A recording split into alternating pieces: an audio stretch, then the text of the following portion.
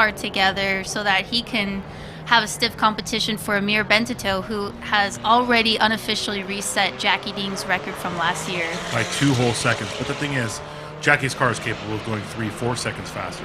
We don't know what Amir's car is capable of. He's never run it here. He doesn't know what it's capable of. He just knows he's going to drive it as fast as he can. So out on track right now, we have Group 4, Session 3. This is their 3rd session. These are mostly enthusiast class cars. That right there is Kevin Ding. The Volkswagen is actually being driven by Brandon Lichty, okay? He's been out here pushing some pretty good lap times.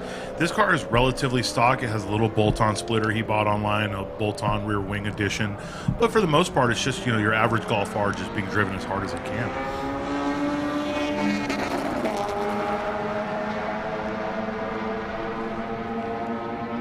Group 4 tends to have a lot of enthusiast class cars, and we have already seen some excitement in the enthusiast class as well, with Thomas Thompson resetting his own record in his ATS-V. Jonathan Wheeler's knocking on the door, though. So Thomas Thompson, the record was a 37.2, I believe, somewhere around there. And he did a 33, but Jonathan Wheeler did a 34.5. He definitely wants to win, so we're going to see a stiff competition between them. That Acuity Instruments Honda Civic FK8 Type R is actually being driven by Mary Valdez. She drove here all the way from New York to compete. She's part of the PhD racing crew along with Austin Shipley and Jackie Ding. So there is a lot of good people over there to help them go fast. And Cuban, how many miles are on her car? Okay, so for comparison, I have a 2018 Type R. She has a 2018 Type R. I daily mine. I live close to work. I have 16,000 miles, 17,000 miles. I was teching her car. She has 97,000 miles, and she's on the same powertrain. The car's running like it did the day she bought it, and she's about to crack 100K. I'm sure by the end of this event, by the time she gets home and cleans the car up, she'll be at 100,000. And she's out here clocking in a 2:40 lap time here at COTA, which is amazing. I mean, it's so awesome to see her driving the car here from New York to Austin, Texas. That is a long haul to drive a CTR with 97,000 miles, and she's out here ripping. So it's great to see that out here. Yeah, I mean, just like anyone else who owns a car, I'm part of groups. Facebook is life, I guess, because that's where all the car groups are. And you see people in the 40, 50,000 mile range. When she looked at me and said she had a lot of miles, I'm like, oh, you got like 50K? She almost laughed in my face. I was like, 97,000 miles. So she definitely takes the record for fastest FK8 around COTA with 97,000 miles. That she does. So there's Kevin Ding laying the first lap down of this run group with a 2:42.281. On screen there, that's Austin Shipley. He's clocked in a 2:41.590 so far as his fastest lap time of the event. He's learning how to, it's his first time in the Supra, so. It is. He was also supposed to be competing here in enthusiast class in a Civic Type R, but sadly enough, 1 week before he was to tow it out here, he was driving to get the car aligned and he got run into by another car. $19,000 worth of damage. Oh, jeez, that is so devastating.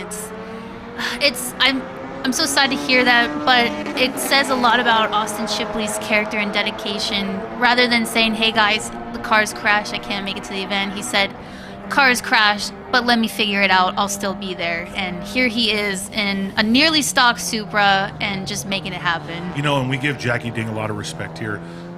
Excuse me, Jackie Ding used to own that Supra. It was just another little side project for Jackie, and he sold that car to Austin Shipley, and Jackie actually reached out to us to help make sure the car would be legal to run with us. Austin was emailing us, Jackie was emailing us. Jackie did not have to go that extra mile, but he wanted Austin in the car here. So they did everything right. They had to run it in the street, obviously, because of the Supra rule. There are no A90s allowed in enthusiast, but they got him some Titan 7 wheels, they got him some AO52s, and he made it out here. So all the respect to the PhD crew. Austin, great job, man. You get really out here showing people that you care about the sport more than that, but you just love to go fast. Joshua Garcia is currently the fastest car of this session with a 2:39.340. He's piloting that Corolla AE86. That's a limited class car. Yeah, and for those of you that don't know this car, you should go to Hoonigan Autofocus and watch Larry Chen interview Joshua Garcia about this car. I can't give you every detail. The car is so well built. The little details that are in it would blow your mind. But to give you a small little loop, if you've seen Joshua Garcia out here at Super Lap Battle before in his 86, this is a different one. He has two. The one he was here last time has a Honda S2000 engine, an F22 AP2 motor. This car has a Lexus V8, a 1UZ. Amazing car. The things they've made to make it work. The car is just pristine. And he says it himself. He's like, hey, if I gut it and do all this stuff, it would probably be faster than the S2000. But this car works. It's comfortable. It has back seats. And I agree with him 100%. You don't need two race cars, especially when one of them looks this good. That it does indeed. I love the classic livery on it as well. And hey, we have a new fastest car of the group. We have the race couple here, Corin Tyson and Brian Tyson, and that's Honda Civic SI. They just put down a 232.843. That's crazy too, because they ran a 250 their first session. I thought they had problems with the car. So to just come back out, they ran a 251.6. And their Delta, what they thought they were going to run is a 235. So to run a 232 to be, almost 3 seconds faster than what you thought you were going to run, that's amazing. That's a pleasant surprise to see on the AIM Solo or whatever type of I know, lap right? timer you're using. All right, and this is Nick Bright on screen here, who's actually sharing the car this year in that Accord Euro R. They ran a 244.514. Yeah, and his fastest time so far is a 241.542. So, the downside is I didn't see who went into that car, but either way, it's just awesome to see it. It's a Pro Comp car. Pro Comp is an exhibition class. You would ask why that car has to be an exhibition class. It's because it doesn't have a VIN. That was a car produced to become a race car, what manufacturers call a body in white.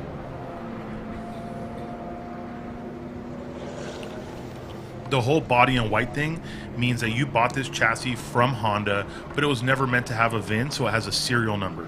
To run in Time Attack in North America, especially with us, your car has to be a production-based vehicle.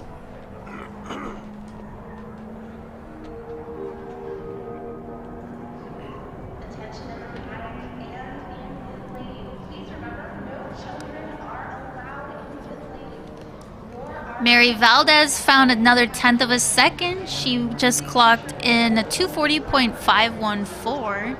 That's in that Honda Civic Type R. No, absolutely. And she's going faster and faster every lap.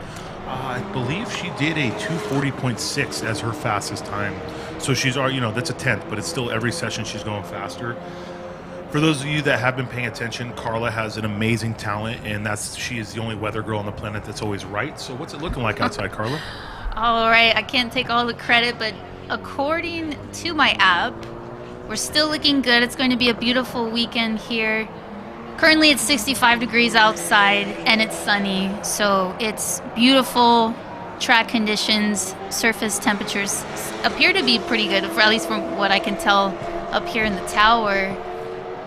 This weekend's looking to be a fast weekend for us. Yeah, and we like to make sure you guys know this, but anyone who doesn't race is you want cold intake air temps, but you want a warm track. So you want it to be 60 to 65 degrees, but you want the sun beating down on the track. Reason behind that, it keeps the tire temps good. It makes it so the tires aren't greasy.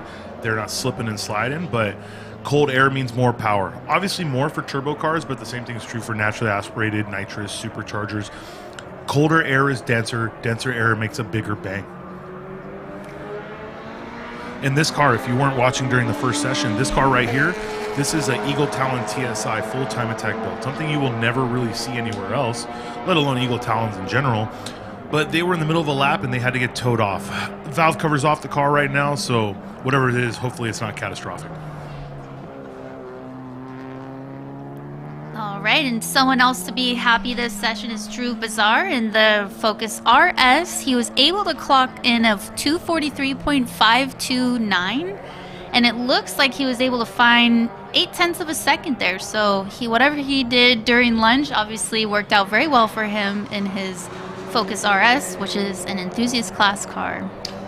No doubt. And honestly, that's how it is. You spend 2 sessions before lunch. You just want to get your laps in and get your time and look at your data and look at your video. You get a nice little hour, 2 hours from your last session through lunch into your next session, and that's where you make all the changes. You know, these guys aren't here for track days. This isn't an HPD event at COTA. They're not here trying to run lap after lap just to do so. These guys are all here to go faster, and to go faster, you need teams, you need help. And that's what we tell people. Funny enough, when I say you need teams, you know, this isn't Indy, this isn't IMSA. There's not people getting paid a whole bunch of money to help. This is family. This is friends. Taking tire attempts, taking pressures, looking over the video with you, just trying to make sure that you can go as fast as possible.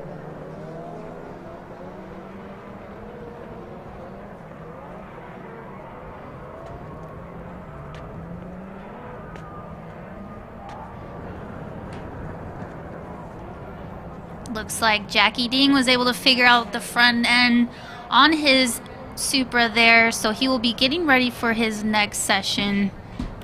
Jackie is a Group 2 runner, I believe. I'm going to go ahead and double check myself here. I want to say he's 2. Jackie Ding, yeah, he is in Group 2. So, what's crazy is Amir's lap time was fast enough to bump him to 1. We won't even see him in the same run group. So Amir's going to get to watch Jackie run a lap and then probably come out and try and chase it. Because in my opinion, and I may be wrong, I think Jackie's either going to touch Amir or pass Amir on this one. It's going to be exciting regardless. So stay tuned for this session 3. I think we're going to see some stiff competition. No, absolutely, and that's the best part. I mean, I've done a few interviews, I've talked to a few radio shows, this, that, and the other, and they always ask the same question: what's my favorite part of time attacking? I tell them it's the drama. It really is. You know, people think there's no drama in time attack. Well, get on the internet for 5 minutes and, you know, ask a question about rules. It'll, I promise you, that'll change your mind. But realistically, these are competitors racing the clock. One competitor runs their fastest lap in the first session, the next one runs it in the second session. It's that guy was in the lead until the next guy knocked him off the top.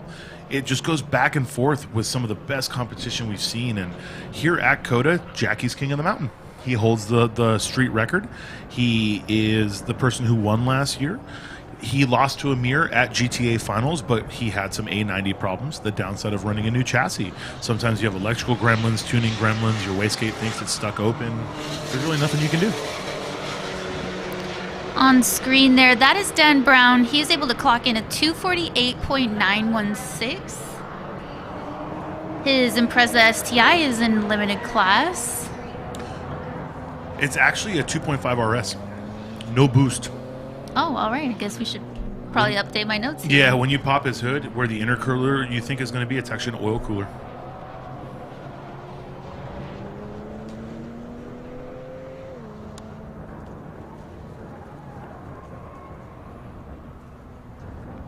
Okay, and Ding trying to crack into the 30s there. He is on screen with a 2-minute 40-second.690. Yeah, so just looking through what other competitors have said, the 251 was caused by, Brian Tyson and Corin Tyson's 251. The car wouldn't go into fifth. It'll go into fifth with the car off, but it wouldn't go into fifth. That's why they're doing, they're in fourth gear down the back straight. Anyone that's driven in 8th Gen SI knows fourth gear takes you to like 103. That's unfortunate. Yeah, but it was obviously they figured out the problem because they ran a 232. So maybe it was dirty fluid, maybe the slave was going out, who knows? But the best part about it is there's enough people here to help, and you know that's the most important thing, that competitors help competitors.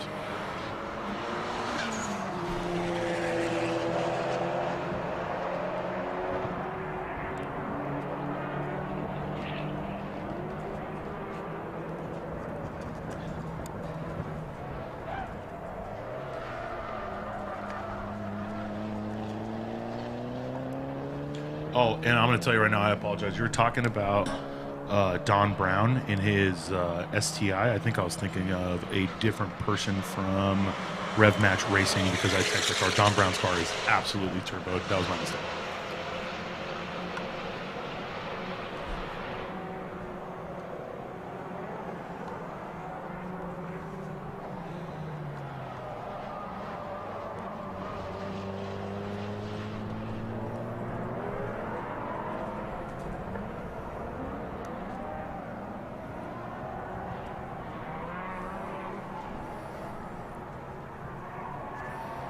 It does look like it's a little overcast over on that side of the track. It's funny because here you are. So, like, you look here and the sun is definitely beaten down, but we've hit some areas with some cloud cover. So, it's pretty crazy here in Austin. I don't know where you guys are. Carla and I are both from Southern California. And, you know, when we don't actually see as many clouds as people think we do. Our sky is pretty clear, but you're looking outside here and it's beautifully blue with these very large, puffy white clouds. And yeah, also on that topic, I was talking with a couple of the photographers this morning, and I didn't actually realize this because I've never been out on track so closely like they are. But in turn 6 and turn 7, they said those are the coldest turns on track. It sometimes can be about 10 degrees cooler than other turns. I feel like that Golf R went a little too deep after the front straight. He pulled on from the back straight. Nope. He pulled off from well off of track. So that's definitely something about enthusiasts that you see a lot, because these guys, HPD cars, street cars, this, that, and the other. They tend to push themselves more and more every session. Where you get to street limited and unlimited, most of the drivers know the braking point of their car. Maybe they can push another 5 feet. I love it though. You'll see it. Hey, I made the corner last lap braking here. Let me try right here. And that's exactly what happens.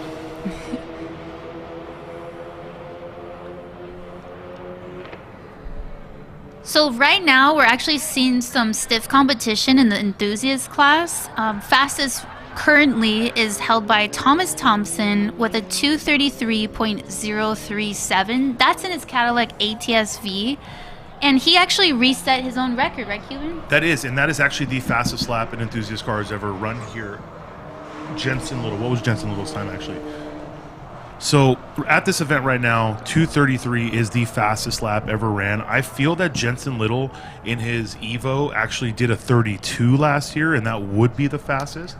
I put the stress on Carla to look that up because she has 3 computers in front of her, and I just have my one peasant computer. Well, for enthusiast class overall, okay, yeah, you're right. Jensen Little's 2:28.484. There it is. So 2:28. Fastest enthusiast time ever ran here is a 2:28 by Jensen Little. That was last year, SLB 2020. Fastest of this event so far is a 2:33 by Thomas Thompson. We have Jonathan Wheeler just behind him at a 2:34. So I believe it's a 2:33 close to 0 and a 2:34.5. So Jonathan Wheeler has about a second and a half to try and catch that. And he came here to take the record and win.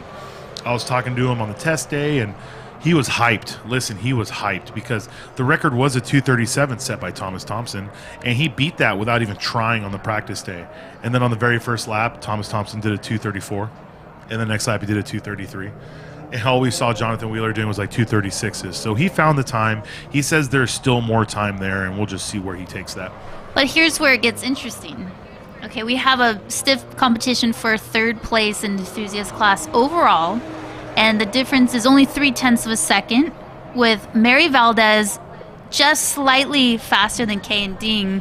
Mary Valdez clocked in at 2:40.608, and Kay and Ding with a 2:40.942. Okay, so Battle of the Podium is going to be interesting for this enthusiast class. Yeah, that is super close. If that's for third place and we're talking about, 1600ths, that's painful.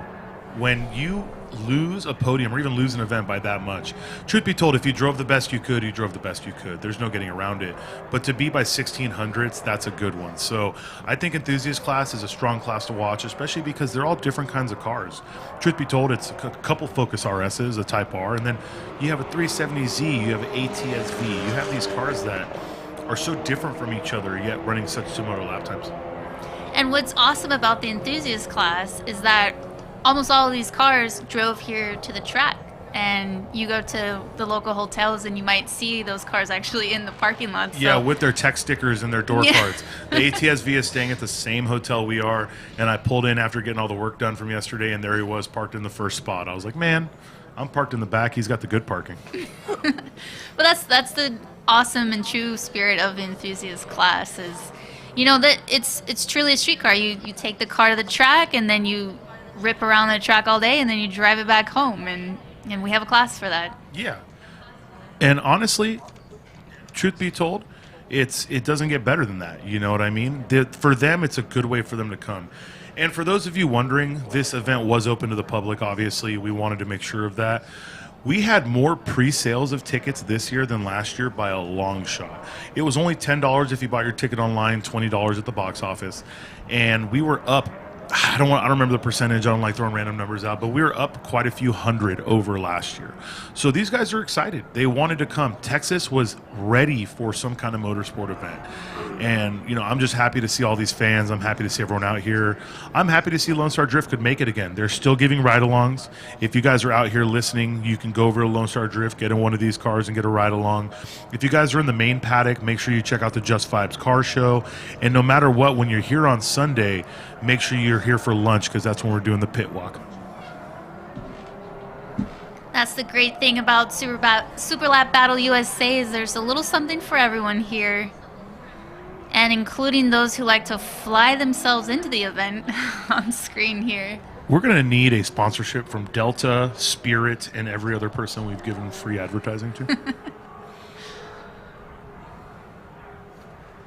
And that's the glorious COTA site there. Man, it is so awesome to be here at a Formula One racetrack. It's a bucket list track for almost every race car driver that I know. It's a gorgeous track. It's a beautiful town. Austin is great. The people here are really nice. It's awesome that everything is open. I had some barbecue last night because Carla will tell you once the event starts, her and I don't get relaxation time. We're here for 12 to 14 hours and it's go back, go to sleep because if we don't show up rested, my producer and director want to cut me and they probably will give me amphetamines. So, but realistically speaking, it's a lot to do for everything. You know, everyone here puts in a lot of work to get this done. So it was nice to go to downtown Austin last night. I know Carla flew in yesterday and she was sharing on her story that she was eating barbecue, and that's probably half the reason I went to downtown Austin and got barbecue. And thank you to Moto Lyric and also World Time Attack News for showing me where to eat here. Where did you eat? It was a little food truck. I can't say that I remember the name of it, unfortunately, but it was... It's all right. I said the name of where we ate 7 times today, but now that I'm trying to remember it, I can't. But it was in downtown Austin off Congress. It was incredible. I mean, we went there the first year with my whole crew and all that. It was super fun. I'm just glad to see them open. And their brisket is to die for. And there was no line. Yes. That was, yeah, we didn't have a line there either. And last time I went to this place, when everything was open normally, we had to wait 10 minutes in line. And it's like you walk up, they put it on your plate, then you find somewhere to eat. You had to walk upstairs, push people out of the way, just to find a place to sit. So, you know, there's some pros to this pandemic. There's a lot of cons, guys. We don't want this to keep going. But, hey, I could get barbecue super fast. And that is what I like. I'm from Los Angeles myself, and a lot of people love waiting in long lines to eat food, and I am not one of those people. No. Oh, I was talking with some other people. If you're out here and you're wondering where to eat, downtown Austin, where all the food trucks are, it's wide open. I know that, I'm pretty sure our production crew went to where all the food trucks were. There's Thomas Thompson in the ATSV. This is going to be Jonathan Wheeler in his 370Z Nismo right behind him, giving you the Rad Dead sign. So this is how we do it, guys, in case you're wondering. We make sure there's a good gap. This is a large track. And on most tracks, we make sure that there's the right amount of cars in each session. You're not going to run into traffic in your first few laps unless someone's on a cooldown. But we give a significant amount of space between all cars. That way they have time to find their lap, take care of it. My guess is Tony Zerka might be in this car because Tony's not here at the end of the pit lane helping them release cars. So we'll see. Hopefully they can catch a glimpse into this garage while the car's gone, because then we'll know if it's Justin or not. But helmet-wise and where he's sitting in the car, that's Tony. We're looking at Tony Zerka, boys and girls. This is Uncle Tony driving the Rabbit. That's so awesome to see. Tony has been heavily involved with Global Time Attack and Super Lap Battle USA since I can remember, and it's great to see him behind the wheel too. Well, yeah, truth be told, Tony himself owns a vehicle. He has been working his butt off while running his own business, trying to get that car done. And, you know, there was a soft goal to make this event, but COVID is killing all of us in ways of the motorsports world and materials. You know, I have cars that have been waiting for parts for God knows how long, and if I hear due to COVID as an excuse one more time, I'm going to, I would say tear my hair out, but I don't have any. I'm going to lose my mind. You can tear off your beard. There you go. It's the only hair I have.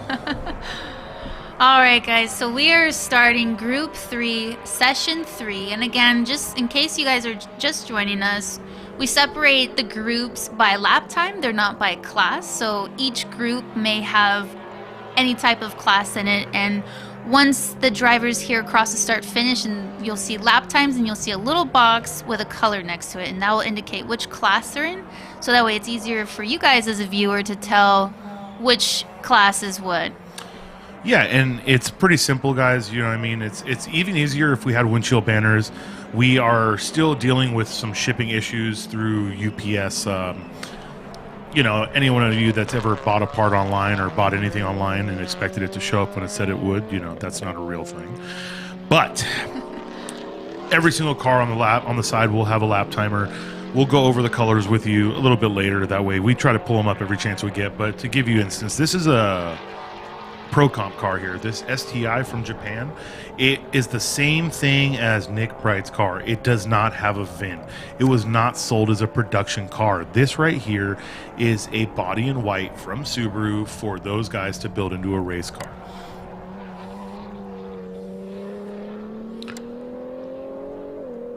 And there are some people out there who should have signed up who said that they didn't think a Z could beat the ATS-V time of last year. Well, Jonathan Wheeler beat that time by almost 3 seconds, and now he's only a second and a half behind Thomas Thompson. So I feel like we're going to see something. And thankfully to the folks that are updating us in the chat and also on Facebook and Instagram, we had a little update about that Eagle Talon, Paul Jaquish. We found out that I guess he broke a cam gear. However, they were able to locate what they needed, and the team is working endlessly to get that car fixed and back out. So we should hopefully see that car out at least tomorrow, if not later today. If you guys ever want to know where to get good information on what's going on, just go to YouTube chat. It's like everyone knows everything. Yeah, he broke a cam gear. It looks like they found a replacement for it. Can my YouTube chat tell me what's going on with Corey Wells, though? I'd love to know. But they found a replacement, and they're going to get that part in. You don't build a car like that specifically to break and call it a day. We've seen competitors drive 6+ hours into the night to pick up a part for the next day. And when was the last time you've seen an Eagle Talon at all? Yeah, I was in high school.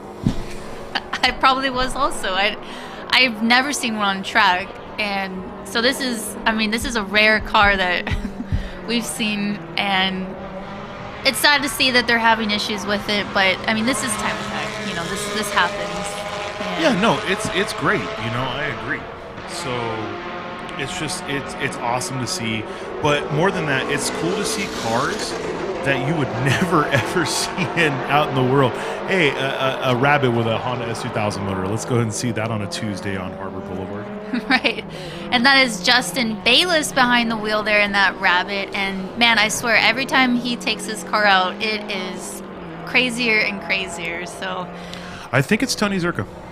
Oh, I'm sorry. Yeah, Justin Bayless owns the car. Tony Zerka is the only reason I'm going to say this is Justin Bayless is a tall man. He is 6'2", maybe-ish. Tony Zerka is a shorter man, but sits taller due to body stature. And he looks a little wider in the vehicle. When Justin's in it, he looks a lot lower. I may be wrong. Tony's going to cut me no matter what, so it is what it is. But I'm pretty sure that is actually Tony driving the car, just based on the outlap of what it looked like staring through the windshield.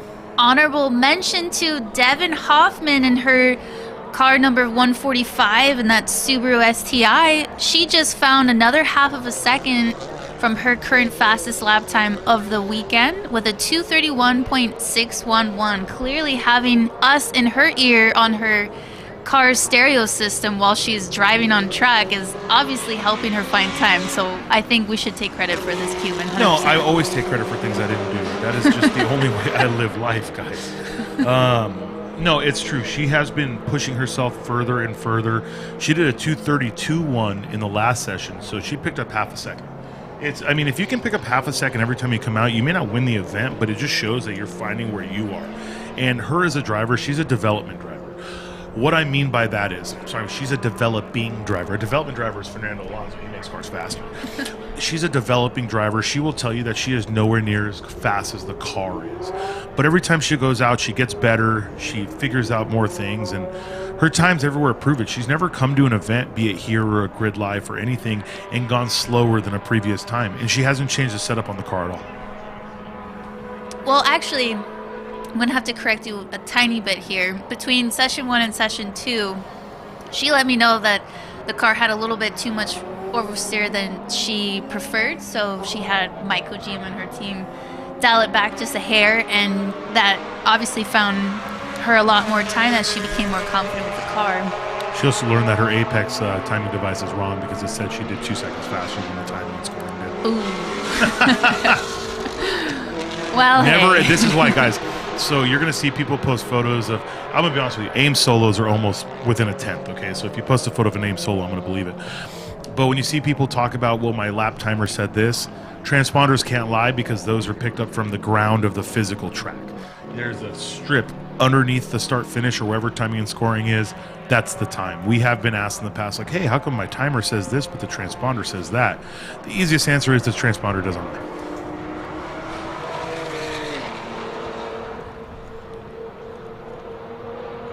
.233.0. He's pretty much in the 33s, okay? So this is something we see a lot, and it doesn't mean he's not going to go faster on the weekend, but he is now consistently running 2:33.0s. I mean, almost to the T exact lap time. That is consistency at its finest. That should give some hope to Jonathan Wheeler. That's really what that is. But what's funny is Jonathan Wheeler was in this out lap, but he hasn't done a hot lap. So I don't know if he had an issue or if he, ruined a lap and came back in for space. But this is his time to strike. Yeah, he's only almost a half a second off of Thomas Thompson's lap time, so... I think it's a second and a half. Is it a second? Yeah, he's 34.5. Oh, okay. Stand corrected. I'm wrong all the time. But when I'm right, I'm right. For those of you wondering what we got going on here production-wise, some of you who are just joining us with our second half, up in that tower, I got an amazing camera guy. Right here, turn 1, have an incredible camera guy. This is going to be the tower cam right here, top down. We also have a drone up in the air, and we have in-car. Okay, I want you to know who's in the tower. The reason I want you to know who's in the tower is I spent maybe 37 seconds up there yesterday and almost cried like a little girl. It's high up there. It's got glass floors, Carla. The floor is glass. You ever see those videos of people crossing glass like bridges in Asia? Oh, no. I cannot do that. So it was swaying a little bit, so I took a quick video on Instagram and I left. Riley, and I'm going to tell you, I'm going to butcher his name, Mikulski, I believe. Riley Mikulski is up in that tower. And Kevin Schaefer are up there, and they're up there all day. So these two guys, they're giving you these awesome shots. And then the moving shots, we have an amazing drone pilot. To give you some perspective, our drone does 70 miles an hour. And these things are driving away from it, and even in the corners, like it's not moving. So we have an amazing production team giving you everything you can see. Devin's clearly on a cooldown lap. She's trying to stay completely offline for people, and she looks like she's coming in. So she got her fast lap in. Good for Devin, and then she's going to come in and go over the data.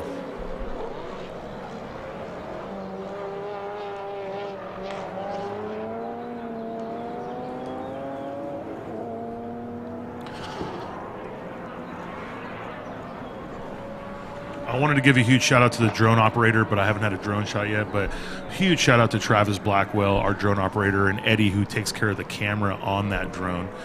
You will see every single person at the end of the stream. We definitely put it up. We want you to know, not just, Carla and myself. We are very easily recognizable, and we get to talk the whole time. But the real heroes of this event are the people who put it on. Not just production-wise, obviously, but everyone you see behind the scenes. This right here is a drone shot, boys and girls. And if you missed it, we'll try to get you a shot of one later, but we showed you exactly what the drone looked like. This is a true production drone. It's an incredible piece of machinery.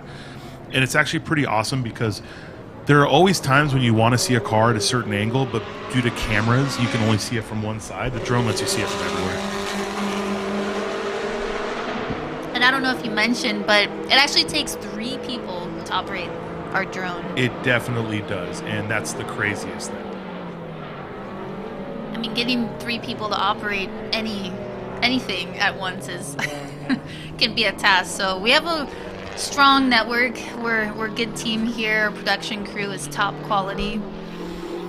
Oh yeah, absolutely. And one of the announcers is great. And the other one's me. Carla makes it happen, boys and girls. But this is awesome. So to see this, every time you see a car from the S's, you see it from the other side because that's where the camera guys are. Looking these cars go through the S's from this side of the track, it just gives you a different perspective. There's Jonathan Wheeler. I was wondering what was going on because he definitely went out. You know what I mean? He went out like he was going to do a hot lap and then didn't do a hot lap.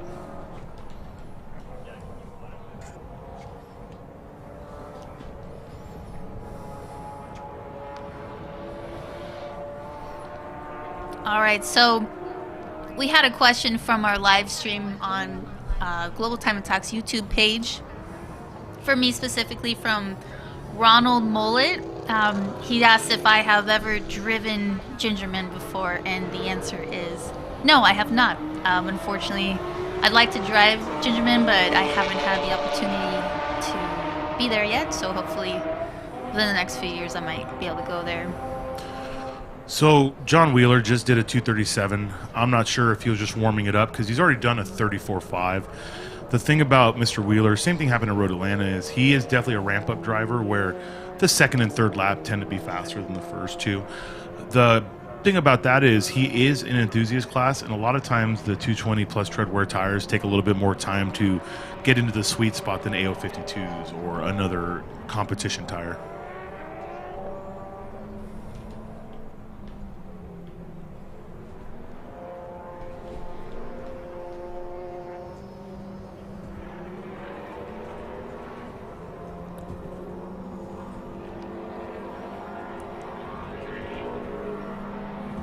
All right, so we are just finishing up this Group 3, Session 3. Ryan Dussex and Nick Stenenford were able to clock in a 229.917. That's in that Subaru STI that is straight out of Japan. And when I say straight out of Japan, they literally brought the car here from Japan. And this is their first American event. So it's great to see that car out here. Devin Hoffman found more time once again with a 230.157. Wow. This is Devin's session. So we only have 5 cars out on track right now during this session, so that's utterly incredible. It must feel great to just know that you have the track basically to yourself in this area and you can just keep doing hot lap after hot lap. I don't know if you saw, but she went in really quick, so I bet you they did a quick tire pressure change, make sure everything's nice and tight and send her back out. She's going to be breaking into the 20s soon. Looking forward to it, and hopefully she still has us in her stereo in her car cheering her on. And here we have our drone shot of the tower, and guys, our drone goes 60 to 70 miles per hour, and despite the wind conditions and how high it's flying not to cut you right off, Carlo, now. look at downtown Austin.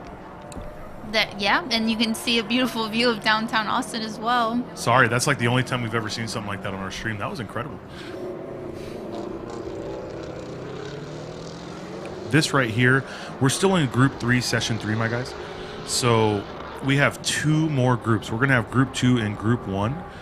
These next two groups are going to be full of some drama and some fast times. Hopefully, we get to see more records fall. We saw Amir drop Jackie Ding's record by over 2 seconds. We saw Ferris Khartoumi get within a second of Cole Powelson's record. Hopefully we're going to see Cole lay down a flyer because this would be the first lap Cole has ever set at Circuit of the Americas with a car that was running properly. I just want to see cool cars go fast. And was this Tony Zerxa's first time driving the S2K Rabbit? I'm pretty sure they decided yesterday to change registration and he is now on the car, yeah. That is, I mean, a 231.843, that's a fast time for that car. You know what's crazy, too, is the first time he actually drove the car was yesterday in practice, and they had issues. The car had a boost leak, and it was breaking up. So Tony actually never got a lap in the car. Wow.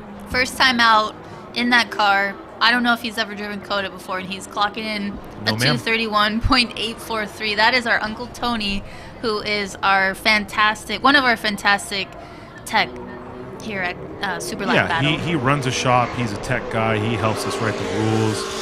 It's all fantastic. You know, the guy works his butt off every day. And just to see him out here, that right there looks like an LS-powered 240, though. You see that Ram intake? That is definitely an LS-powered 240. We're in Texas. It's great, though. I mean, the best part is, I remember last year there was a guy with a drift taxi out here. He had 3 seats. You know, everyone pays, gets in the car. He's driving around 3-4 people the whole time. It's nothing but fun. One of our employees got to go on a ride along earlier when we weren't doing anything. In case you guys didn't notice, you know, he did a little clip of a cone there. It's bumpers falling off of drift cars is super common. You actually get extra points in professional drifting if you can hit the wall, pull the bumper, but not change the attitude of the drift. Well, he must have found out that we have the cameras on him right now and went ahead and took off the bumper by hitting the cone. So. I know, because he was so calm. You get on him and he's not doing anything, and all of a sudden his bumper's off and he's holding full angle. So, no, these drift guys are fun. I mean, look at all the people. Look at this. Not just like in the paddock area, but you see all the people surrounding the drift wall. A lot of these people are waiting for ride-alongs. So these drift guys, they don't get to do they don't get to do this very often. They don't get to go somewhere where groups of people that aren't necessarily drift people are waiting to ride in their cars. So this is super fun and exciting for them. It's fun and exciting for us too. Just, you know, Lone Star Drift has been with us from the beginning.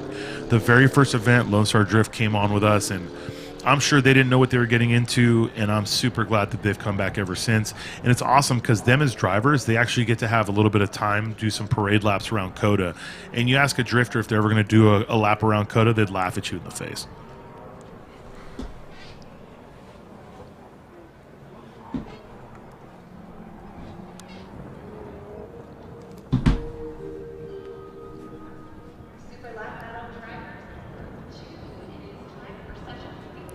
So in case you're wondering what the little color squares or rectangles actually are next to the lap times here on the leaderboards, the colors indicate which class those cars are in.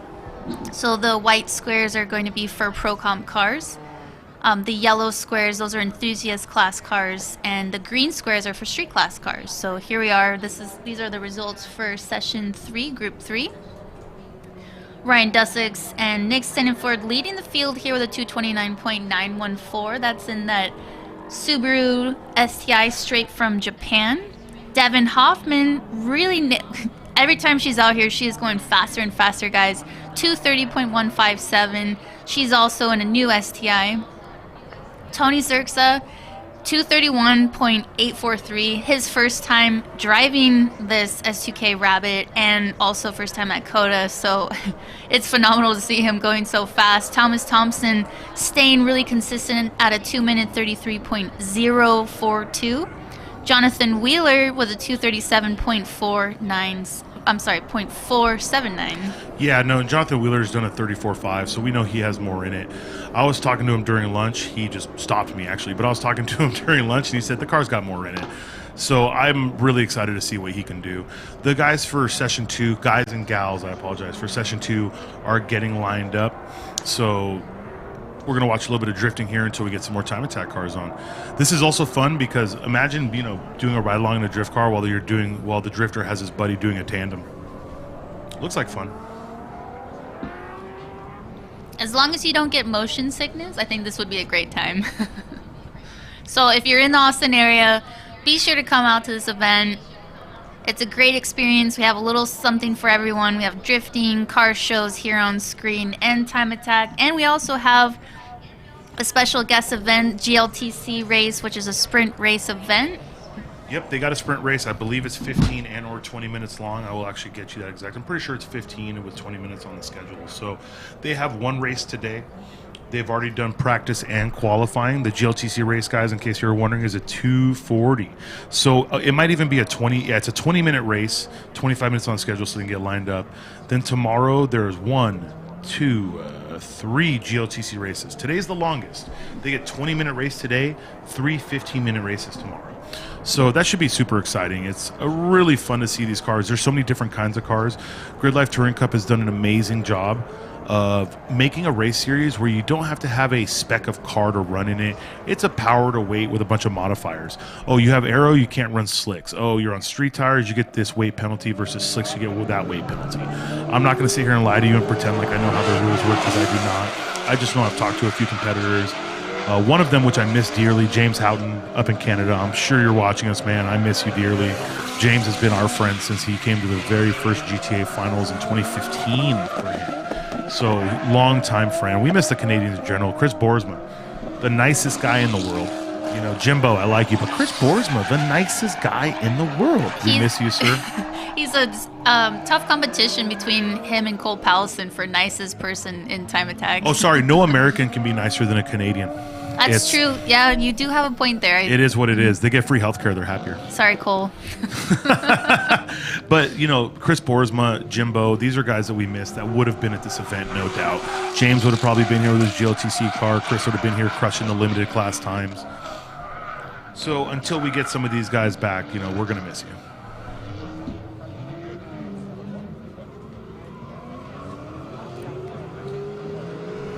Just a quick recap here. Enthusiast class, we are seeing a tough battle for podium here. Currently at the top, we have Thomas Thompson in his ATSV. He's clocked in at 233.037. Jonathan Wheeler with a 234.538, looking to find a little more time in his 370Z. And man, there's a tough competition between Kay and Ding. He's just trying to get on the podium step there with a 240.942.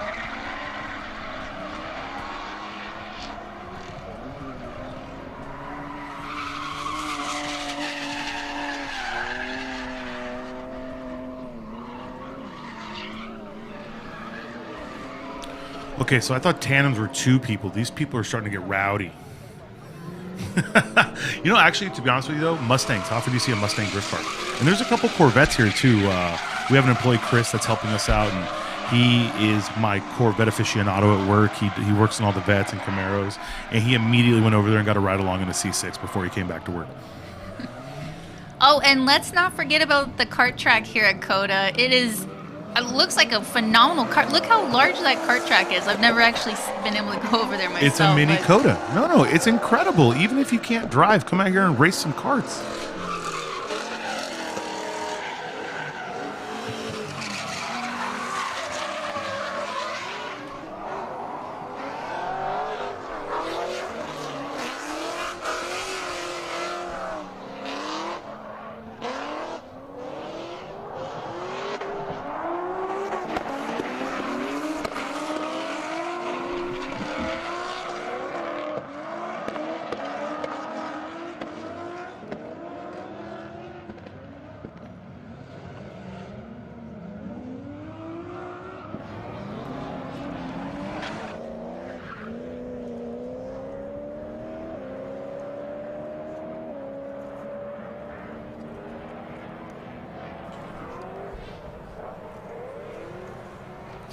All right, guys, so we are back here with Group 2, Session 3.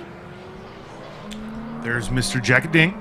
So he knows that Amir has set a time 2 seconds faster than his personal time. If we can watch him go around during a hot lap, you're going to see something crazy. His car rotates really well. Brand new aero.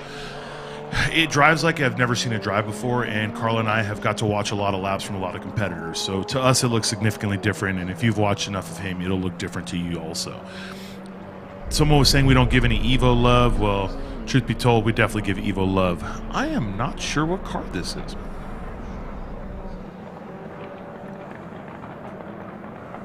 Oh, that is the underdog, boys and girls. This right here is the gentleman who's actually sitting in second place in street overall, driving a what chassis BMW, Carla? E92. I swear I'll remember one day, I promise. No. We have the Evo 9 is offside on track here. Oh, out of pit out? Yeah, that's he can roll backwards. That's Tim Shepner there. He can roll backwards. I mean, I don't know if the track wants him to, but he could leave. He could roll backwards. The in-car is Mr. Chris Mayfield.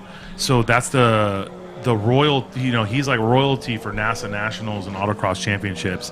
And he came in a very, very basic E92 M3 that is supercharged, nice suspension, and some pretty clean aero. He built his aero to the rule set. I had to get a level and a block of wood to make sure it is like 4.99 inches. So he came here ready to compete. Yeah, we're not sure what issue Tim Shepner is having with his Evo 9. Looks like he might be stuck there in the grass. He could possibly roll backwards into the pits, but he might be just waiting for a safety official to give him the green light here. Hopefully, whatever issue he had coming out of the pits, hopefully it's not too serious. I mean, he's been performing very well. This is his first time here at COTA. He's currently sitting at a 227.175. All right, and it looks like Christopher Mayfield in that E92 M3 is starting his first hot lap. Yeah, and this car is not in anyone's way. You'll notice that there's no yellow flag for this. The whole purpose of things like yellow flags are, I mean, if there is a yellow flag, I understand, I didn't see it, but the whole purpose of yellow flags is to let you know that someone is in the way and they could be in danger, but they are so far offline. For you to even get near him, you're either on pit out or you have a tire explode in some freak accident, and I'm not going to say that because it's going to happen on the street. Yes, and Jackie Ding on the screen here looks like he was able to sort out the issues that they were having with the front end there, and he might be starting his first flyer lap. Oh, Jackie's definitely on a flyer. He had a flyer earlier, though, that he canceled because the car is turning so well that he's actually starting to get serious oversteer. He has never had that issue. The A90, even with all the suspension components he had and everything, the car always pushed. So he could really, throw it into a corner and never be worried about the rear end coming out. But yeah, he is starting to learn that with this new Varus upgrades. He's always had amazing aero. Spage built this splitter after Varus designed it, and these new tunnels, all these upgrades, it's more downforce than he has ever felt in this car, and it's completely changed how the car looks. I mean, you saw that. And true to Jackie Ding's driving style, lots of oversteer everywhere. It's really exciting to watch him behind the wheel. He is a phenomenal driver in that Supra as they're sorting out, all the new car issues that every team is having, sorting out issues with the new Civic Type R, the new Supra. So he's been working really hard developing this chassis, and we're hoping to see him give Amir Bentatu a run for his money in this session. Yeah, he's got to beat a 220. And Amir is actually sitting in the pits right now because he got bumped up to Group 1 because he did that 220. So Jackie has to set down a time that makes Amir want to push. I mean, Amir will never sit on his laurels, right? He always wants to go faster. But if Jackie comes out and does a 218 right now, it would make Amir push even further. It's the game of you have to get into your competitor's head, and if that means you have to really shock him with the lap time you run, then do so.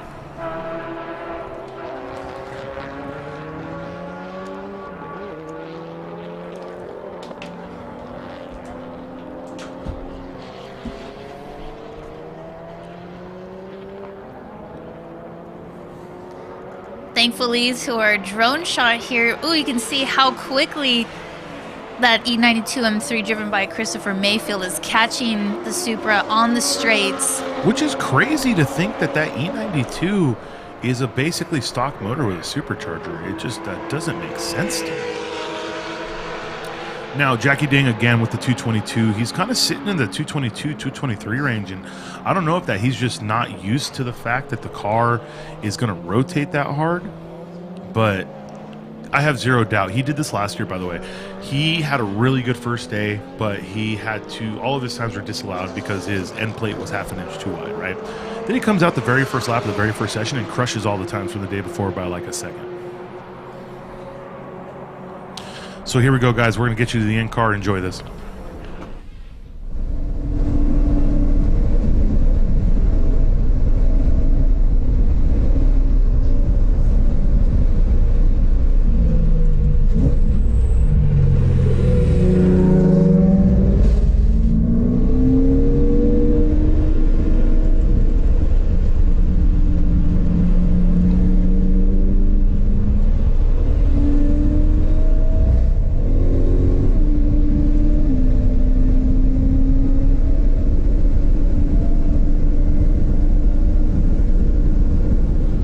Guys, so Chris Mayfield actually had to slow down due to that yellow. So here's our assumption, and maybe I'm wrong, but I think he's going to do this lap and then start a flyer right after. So while he's on the back straight, let's go over what we've got so far.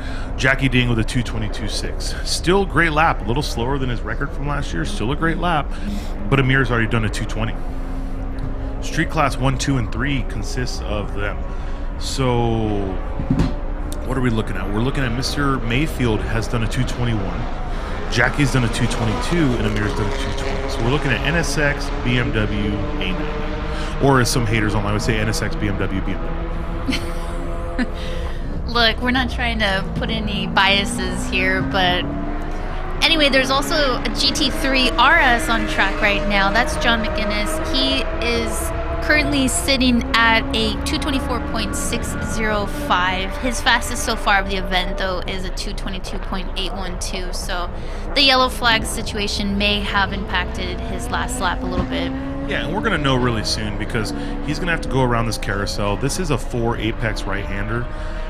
You know, one thing I wished, it'd be so dope, but we're not telemetry based, but if we had the telemetry like F1 cars so we could see the speeds they carry through here, because we know that an unlimited car wants to do 92 to 95 miles an hour minimum speed through there.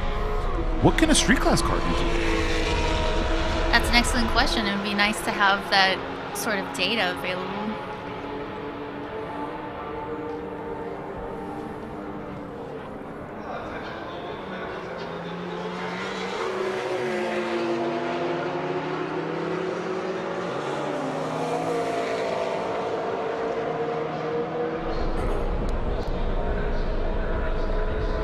All right, guys, here's Chris Mayfield on a real flyer.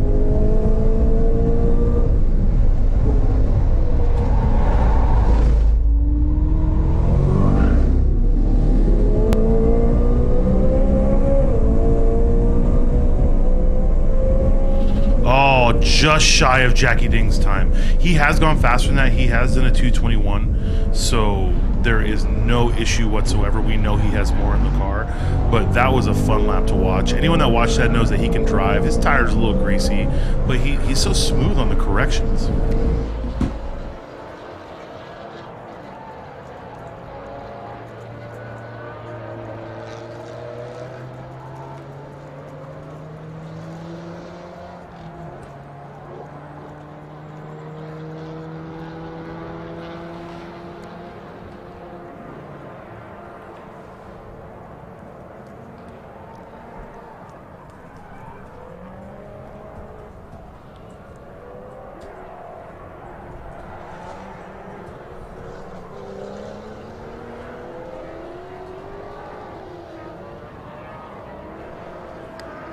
Lawrence Yen on the screen here. That came in GT4. He's able to clock in a 2 minutes 29 seconds .661. Yeah, no, and he's staying really consistent. I mean, he's definitely moving in that car.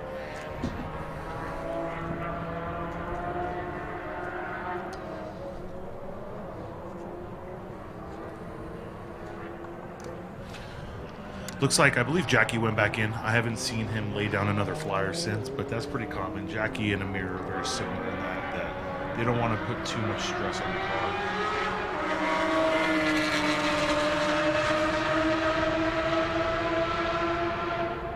And we are sitting just inside, but next to the front straight. That GT4 sounds great down the front straight, doesn't it, Cuban? The thing is, we have so many good sounding cars here, and I'm not really a fan of how Vipers sound. I'm going to say this out loud really quick, because factory ones with most exhaust sound like terrible. They sound like trucks. But you got this 9-liter Viper with titanium exhaust and sequential, and it sounds incredible. Then we have the R stands for Race Camaro. Sounds incredible. We have Ferris cartooming when the car is at full song. Sounds incredible. This McLaren don't sound like nothing, to be honest with you. That's the craziest part. One of the craziest looking cars from the stock, but it just makes no noise. So we have a lot of good sounding cars. Quite a few Porsches. The GT3 RS is probably the best sounding one out of the Porsches, though. I would have to agree. Yeah, I'm definitely not mad about hearing that car fly down the front straight.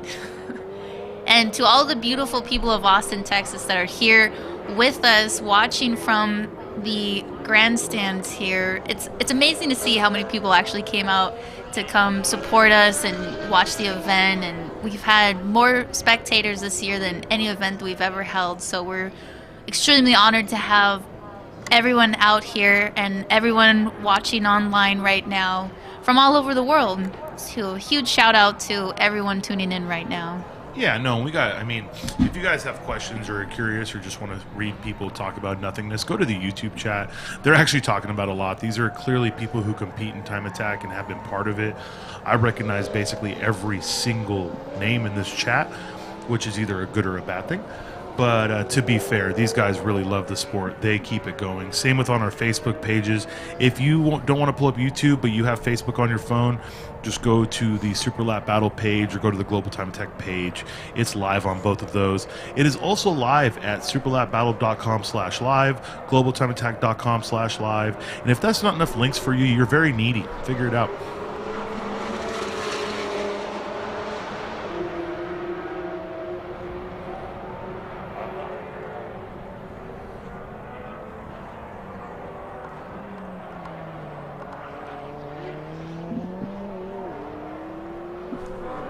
Looks like Thomas Thompson and Zachary Sober are co-driving this 650R. They are putting down another hot lap right now in the moment in that 650R. People want to know what a 650R is in case you haven't been here. A 650R is McLaren at the time street legal race car. It's based on the 6 Series, 620, whatever, with all the good stuff. Carbon brakes, better chassis, everything they could do. Then the 720S came out, then the 765 LT, but the 650R is no slouch. And because it's actually street legal here in the United States, it gets to be a limited class car, not a Pro Comp car. Because in Europe, the 650R is not street legal.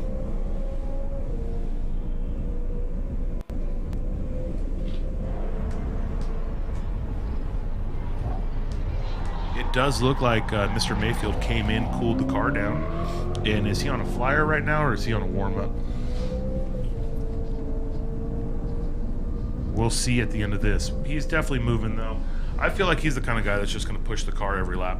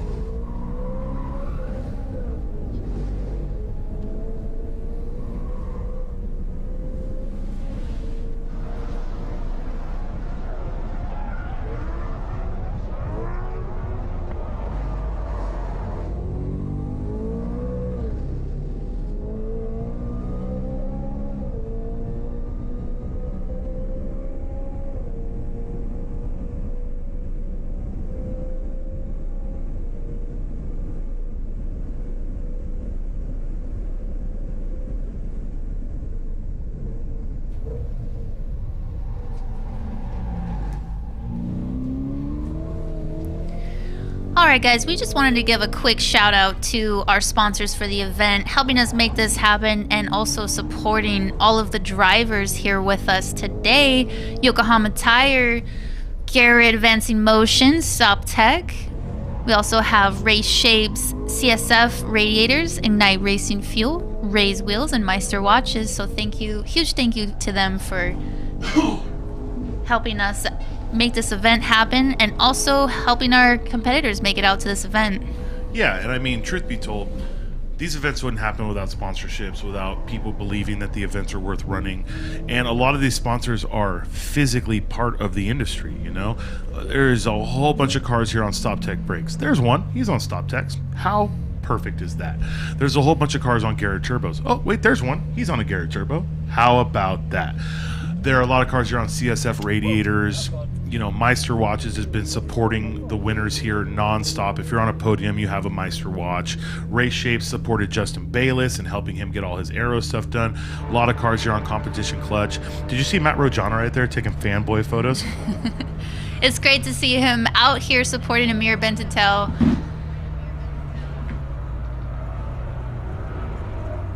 And Christopher Mayfield pulling back into the pits after hot session there in that E92 M3. It was great watching him wheel the car, man. He is just out there driving very well. It's exciting to watch him. It's actually his first time out here with us at Super Lap Battle, so we're honored to have him out here.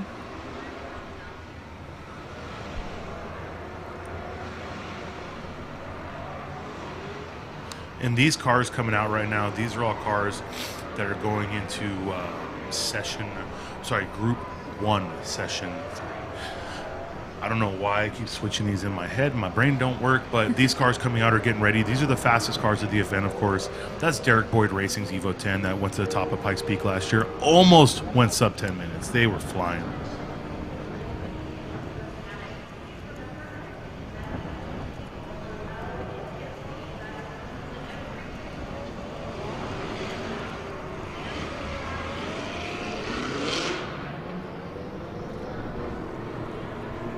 All right, guys. So we're just finishing up Group 2, Session 3 with Group 1, Session 3, getting ready to go out. After we do that, we will have our special race event with GLTC. That's a sprint race, and after that, we'll be back for more time attack sessions.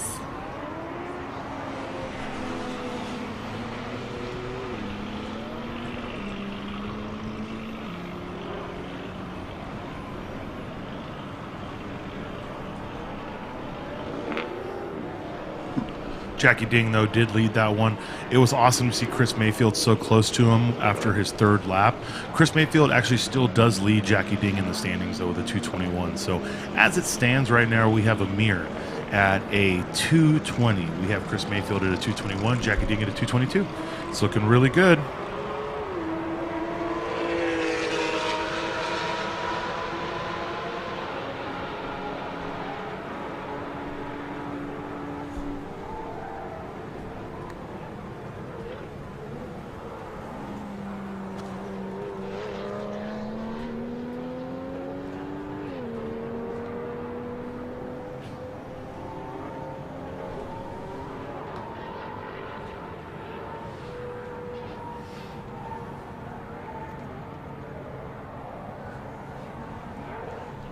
Yeah, just mixes.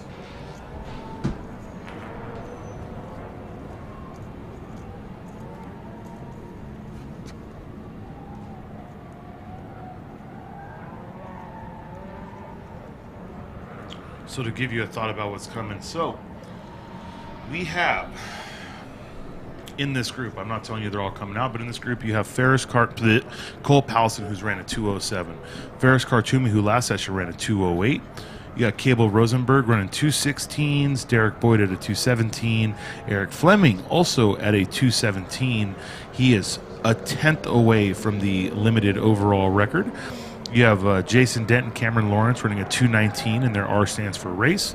You got Will Hardman in his Mercedes-Benz AMG GT at a 220.050. That's a limited class car. But then you have Amir at a 220.075 just behind that AMG.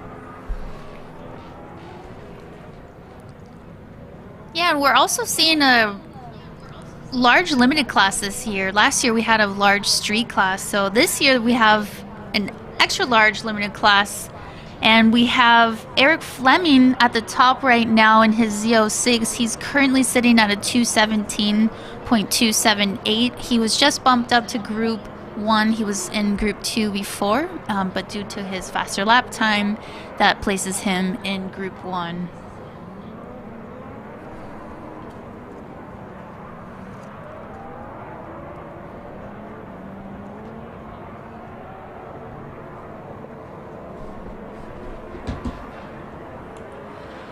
This is such a gorgeous facility. You know what's crazy? We have golf carts here. I mean, it takes you forever to get around this facility in a golf cart.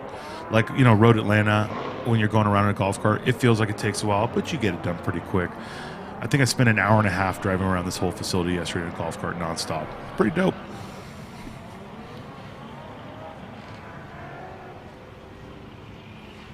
This right here looks like a cluster. They're trying to make sure these cars are gridded properly in the proper order. And in case you guys are just joining us, how we pre-grid the cars is by time, so that we give each car a large gap, and then also we pre-grid it by time so that there's equal spacing throughout the track. Everybody gets a clean lap, and you know there typically shouldn't be any passing, just because of the spacing. So that's what you're seeing there, and we are flying above the tower here in our drone operated by our members of 3 people operating our drone. Yeah, and it's really awesome. I mean, we have a couple other media people that are taking photos, but that female right there is braver than I'll ever be. She leaned over the edge. If you would have seen me the other day, you would have laughed.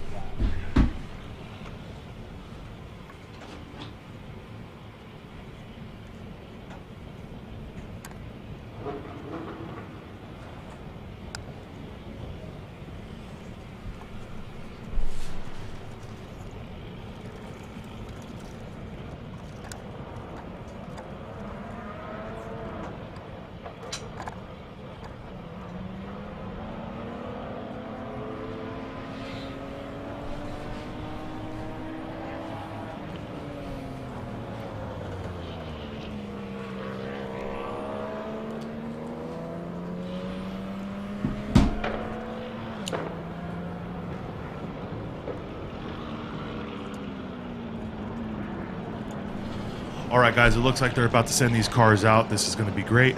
It does look like... Okay, so the first 2 sessions, Dan was in Group 1. That's the IAG STI.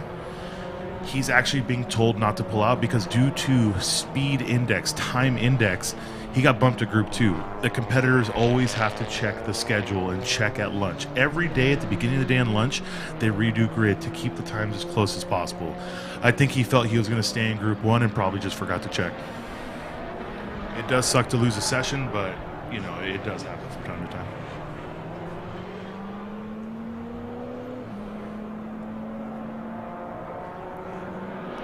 So in case you guys are just joining us, in Session 2, Group 1, we saw a phenomenal performance by Ferris Kortumi in his Corvette Z06. He's in unlimited class this year, but last year he put down the limited class rear-wheel drive record.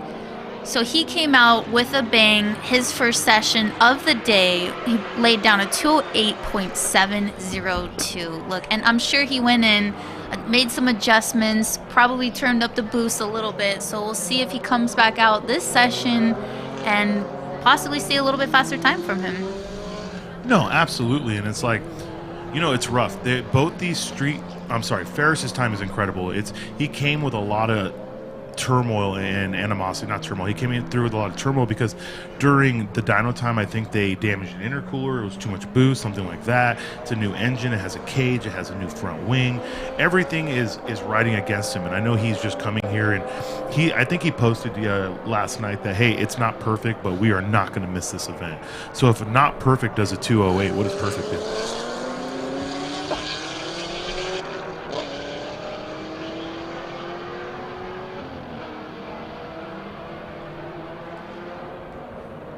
Do you think we're going to see the Life GTR back out of the session? I don't know. I mean, I know their car's up and running, but I don't. Oh, okay. Speaking of which. Excuse me, I'll just shut up now.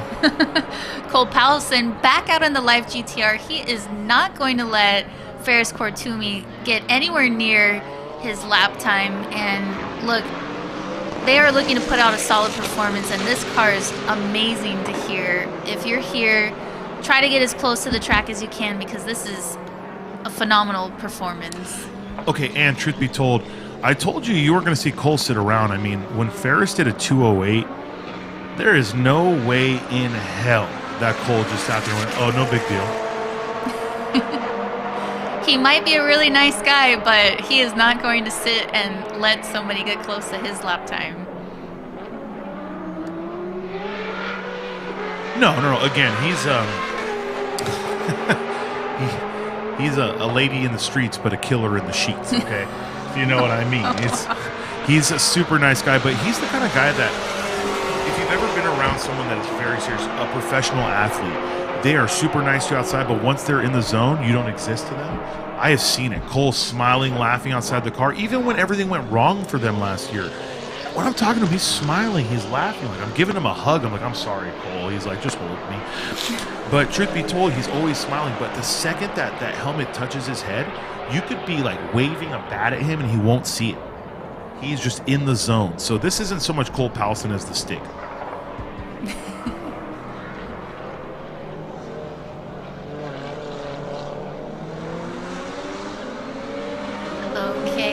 Looks like Cole Powelson is pulling off to the side. Okay, guys. Anyways, where's Ferris? I want to see his lap time. This is within 100 feet of where he pulled off last year, just so you know. I think that's also where I broke down when I drove here a couple years ago as well. That's not a good spot on the track. Just no, it's a bad luck you got to spot. make it past that spot. That's the biggest issue. So let's see if we can get a camera on Ferris. Ferris is on a flyer right now, and he might break Cole's record. So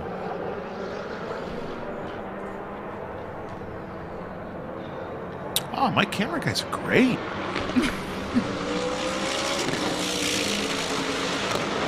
Still in the 208s. So again, Ferris is still flying. Let's not lie to each other here, but Cole just broke everyone's hearts. And it's, and this is why. I hope people don't think we have favoritism over Cole over Ferris. We want to see everyone go fast, and we want to see the competition. But Cole set that record the first year. Last year, Cole tried everything to just do a lap, and the car had gremlins that they couldn't beat, and you know what? We saw Cole have his worst event ever. So when Cole showed up here again, all we wanted him to do was run the best lap the car could. If it wasn't good enough to win, so be it, but we want to see the lap. Yeah, and Derek Boyd on screen there in that Evo X, he just laid down a 218.948, which is a second off of his former fastest lap time so far in the event. That's great. I mean, the track is obviously still fast. Oh my goodness. Okay, so the Jason Denton, Cameron Lawrence just picked up 5 seconds. Okay. 4 seconds, I mean. Whatever happened during lunch, I don't know what they ate for lunch, but clearly it was enough to fuel them for this session. That put them ahead of Cable. So at this exact point in time, it would be Ferris and then Dent and then Cable for the podium. That's killer. And Jason Dent and Cameron Lawrence, they're in that Camaro ZL1 1LE, just in case you guys were wondering. Yes, R stands for race, Camaro ZL1, big boy. They were a limited class car last year, and they have bumped up to unlimited. It's a completely different car, more arrows, slicks, all this stuff. I do want to give a huge shout out. I always promise to do this. I want to give a huge shout out to all my friends in California watching. Carla's friends in California and family in California watching. I'm getting text messages from people who call me negative terms, and I love you for that. And also, more than anything, to everyone in the States and around the world watching, Dr. Black always gets an honorable mention. He is our biggest fan from Mexico. He's a doctor. He's a driver. He has never missed a Super Lap battle, and he has to miss this one because of the border. But Dr. Black, I've seen you helping COVID patients nonstop, so thank you for that. It does look like Eric Fleming did beat the record, right? 2:17.071? Right before getting black flag, there might be an issue with his car because I saw that he just got a black flag. But yes, he did put down a 2:17.071, so close to getting into the 2:16 range, which would put him right close to Cable Rosenberg in that 9-liter Viper that we saw earlier. What was Ferris's time last year? 2:17.1? Let me double check for you. I have that. Because for Eric Fleming to come with a super mild aero car and beat the limited rear-wheel drive record, man, the guy can wheel. Ooh, okay. So Ferris Kortumi put down, or his limited rear-wheel drive record is currently a 2-minute 17.142. So if this stands, Eric Fleming just beat it unofficially 2:17.0. So Eric Fleming is the unofficial limited record holder. Now, the reason you will always hear us say things like unofficial, you can never just count a lap for what it is. Carla made a great point. Eric Fleming got a black flag after he finished his lap. Those black flags can be for multiple reasons, COTA. It could be because you went off. You went off somewhere where your lap will be disallowed. So we can't just tell you, oh, the record's been set. All times must be gone over and confirmed at the end of an event. But at this exact point in time, Eric Fleming is the unofficial record holder, and that's got to feel great for him to make the drive out here, get it all ready, decide to come, and then boom, set the record. This is unfortunate. Last year all over again. I know. Life's GTR getting towed in, but hey guys, this is part of time attack, all right? So this car is in the 4-digit horsepower range. It's over 1,000 horsepower, strictly time attack built car, and you're asking a lot from the car, so there's going to be issues, and Life Motorsports are very professional, very solid team. They're out here doing everything that they can to not only get the car to perform at its optimal and peak, but they also just trying to put down a lap. So last year they were not able to put down a lap. This year we have to see it. I mean, Cole Powelson, we are seriously cheering you on. And there's Ferris Kortumi back into the pits. They're making some tire pressure changes here. Looks like he was able to clock in another 208, this time about a half second slower, 208.653. Yeah, no, and I mean, it's clear that their team, they're taking pressures, they're taking temperatures. It just looks like pressures, honestly. They're taking pressures, and they want to make sure it's where they feel the sweet spot is, and they probably will go back out and do it again. Speaking of sweet spot, Eric Fleming has just been in the sweet spot this whole event. Okay. So it looks like whatever the black flag issue was, he was able to get that cleared up. It is because, honestly, with Race Hero and with Race Control and our timing and scoring guy upstairs, when a time is disallowed, it's taken off of Race Hero almost immediately. It's usually taken off before the end of the session, so we'll know. And luckily, our timing and scoring is connected to Race Hero, so that's why it's live. That's why you always see it. I see a black flag would look like number 4. Yep, that was a number 4 on there, so that was Denton Lawrence.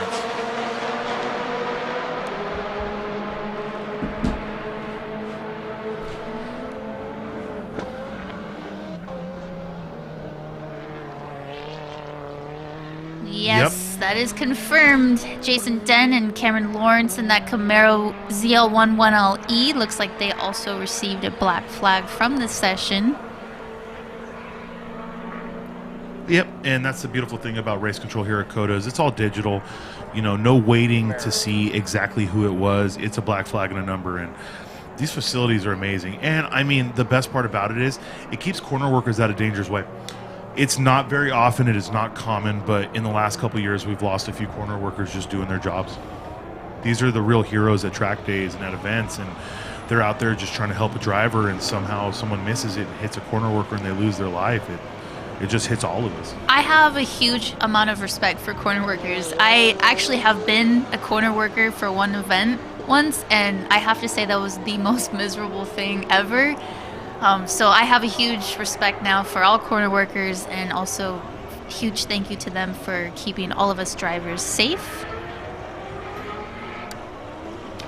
Yeah, no, these things wouldn't happen without them. You know, COTA's great, but COTA has digital corner workers. Like, hey, there are multiple people sitting in a room right now watching dozens of cameras.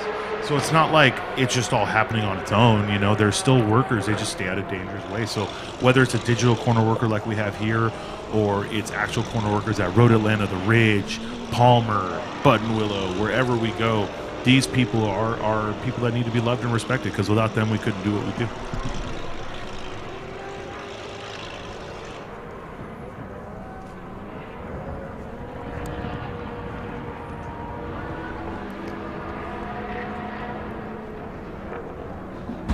Charles Miller makes a valid point. I want to say this, actually. So the other people that put themselves on the line are the rescue teams. How many times have we seen a truck, a fire truck, someone to pull in, go out on track? Anytime someone's on track and out of the car, hooking up a car, their life is on the line. Absolutely. I've been rescued by those people more than I'd like to admit myself, so I have a lot of respect for them as well. And the team here at COTA, top notch. I mean, they work with the best. They're rescuing Formula One drivers, MotoGP driver, I guess racers. So they're the same team that's out here helping us with this event as well.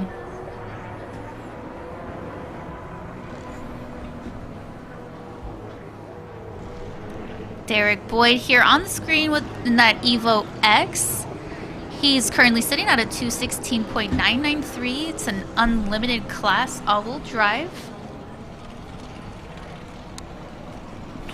Yeah, and 216.9, I'm pretty sure that's going to be his fastest time. He was in the 217s, 218s, if I'm not mistaken. I'm mistaken from time to time, don't get me wrong. No, you are correct. His fastest lap time before this was a 217.0.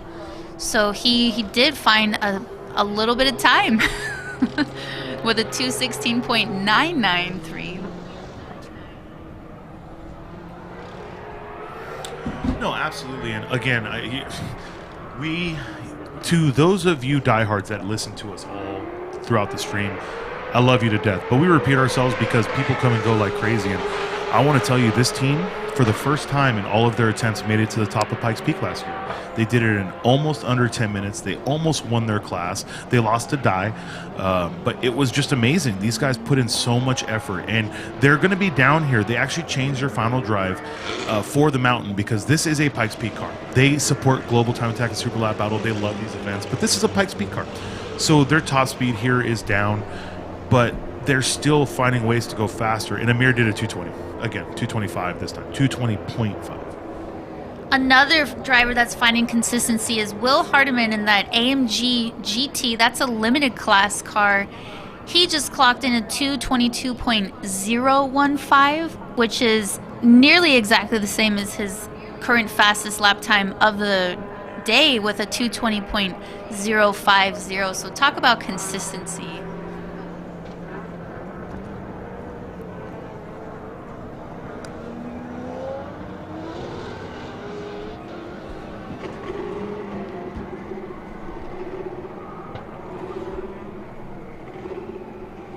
Oh, we got some Time Attack old school in the house. You ever wonder when Mike Lewin is going to bring that Evo back out? Let's ask him, Mike, in YouTube chat. When are you going to bring that Evo back out? Put on blast, on the spot. If you give me a good enough answer, I'll give that guy a shout out that wants a shout out that hasn't gotten one yet. He knows who he is. And thanks again for all of you who are listening in here and dedicated to our YouTube Global Time Attack channel and in the chat. We are answering questions on that chat, so if you guys have any questions and you'd like us to answer on the live stream, feel free to reach out to us there, and we'll try to catch as many of them as we can. No, yeah, and the good thing is we are not staring at the chat. I just happen to look down and see Mike Lewin, and I love that guy. But realistically speaking, our production crew and some other people here are actually telling us when you guys ask really good questions. So it is helpful for us. Obviously, it really is. Because if you guys have a question that's valid and not a rules question, because I never want to hear those on YouTube ever again, we are going to answer them and we're going to help you out as much as we can. You guys are sticking here with us. You're making this stream what it is. Ferris is leading this event right now. According to Devin, by the way, the car's coming out soon, but I haven't seen Mike say anything, so I'm going to say that's a sus answer. Sus. So we are wrapping up Group 1, Session 3. Up next, we have a special race event with GLTC. That's at 2:40, guys, not to cut off Carla, but that's 8 minutes from now, just so you know. GLTC at 2:40. This is going to be a 20-minute race. It's their only race of today. And they got 3 15-minute races tomorrow. So the schedule's going to go up. I'm going to let Carla talk so you don't have to hear me anymore. Bam. All right, guys. So, yes, as Cuban was mentioning, we have the GLTC race coming up. And we still have the Lone Star Drift Laps going on. So be sure to check that out if you're in the area. And our last time attack session of the day will start at 3:25, okay? We'd like to give a quick shout out to our sponsors here for the event: Yokohama Tires, Garrett Turbo, Raise Wheels, Ignite Racing Fuels, CSF Radiators, Stop Tech Racing, Competition Clutch, Meister Watches, Race Shapes, and Revolution Media.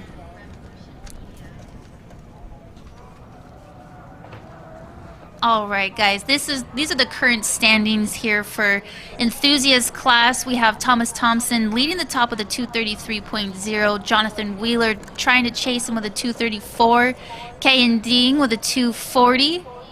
Street class at the top, we have Amir Bentatu with a 220.0, Christopher Mayfield with a 221.776. Jackie Ding with a 222.6. Limited class, we currently have Eric. All right, guys, so we're going to go ahead and get ready for the GLTC race here. We're going to go ahead and get this tower cleaned up. As you can tell, we try to be as safe as possible. This sheet in Texas isn't required, but Carla spits when she talks. So we're going to have to wipe up this table mostly on her side because we don't want to get the GLTC guys Carla'd out. So we're going to walk out of this tower soon. We're going to get the GLTC guys in here for you. You're going to see some beautiful drone shots while you're waiting, and that race is going to be fun, so make sure to stay tuned.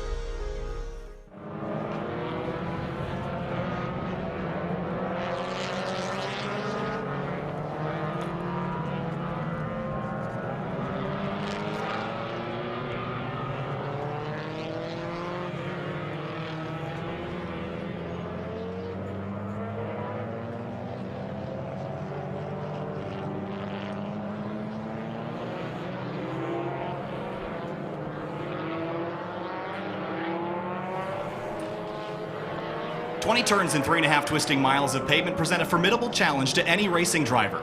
For those who grew up watching professional racing, certain tracks are nostalgic. Road America, Sebring, Watkins Glen, or Laguna Seca.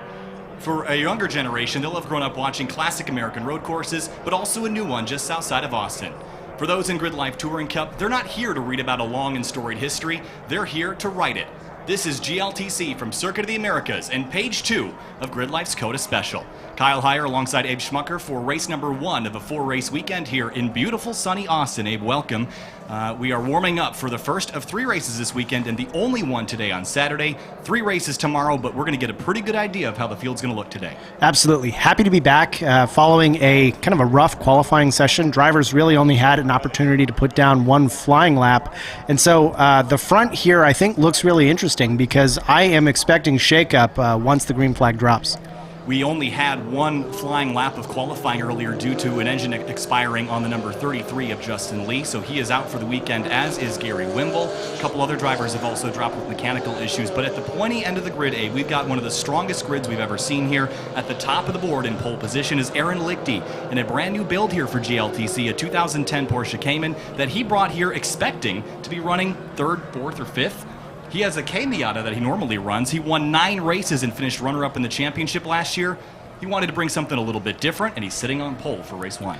Yeah, it's really a competent car, put together very well, and it's fast. And I think if I'm looking at this right, someone I'm seeing not in the field right now is Eric Cattell. Yeah, Eric Cattell broke a 3rd gear shift fork in the qualifying session earlier today, and he qualified 4th, but his intention was to run this race without 3rd gear. Now, it looks like he's elected to not run this race and protect the rest of the transmission, which might be a wise choice, Abe. He's got a new transmission or parts sourced that he will fix that car overnight and be ready for races 2, 3, and 4 tomorrow. My big concern is tomorrow morning's race, we start with a standing start on the front straightaway. That's a heck of a way to break in a new transmission, is to start it from 0. Absolutely, and I think it'll be really challenging. Any car that's basically untested after having been taken apart to rebuild overnight is going to be an exciting challenge, I guess. So he's probably due for a long night.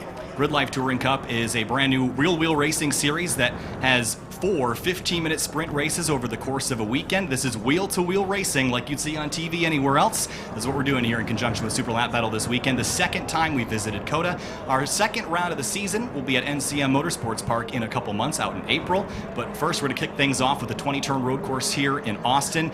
A track built in 2012 originally was going to be called Speed City, but they elected for Circuit of the Americas instead. I like that name a lot better. They painted it red, white, and blue. It's awful patriotic, Gabe. We're going to go racing here in a couple seconds. I can't wait to see these cars thunder to turn 1. Yeah, and I'm excited to see actually the pace car at the front too. It's a really good-looking Lamborghini Huracan Performante, but the car's right behind it. That Porsche Cayman is really a world-class build, and it's one of the few of Porsches that we've seen run in our series. Side by side at the front is Aaron Lichty in that white Porsche Cayman. To his outside, Luke McGrew in the number 5 that is a Ford Duratec swapped NC Miata. Austin Hurdle, his first event ever. He rolls off in 3rd.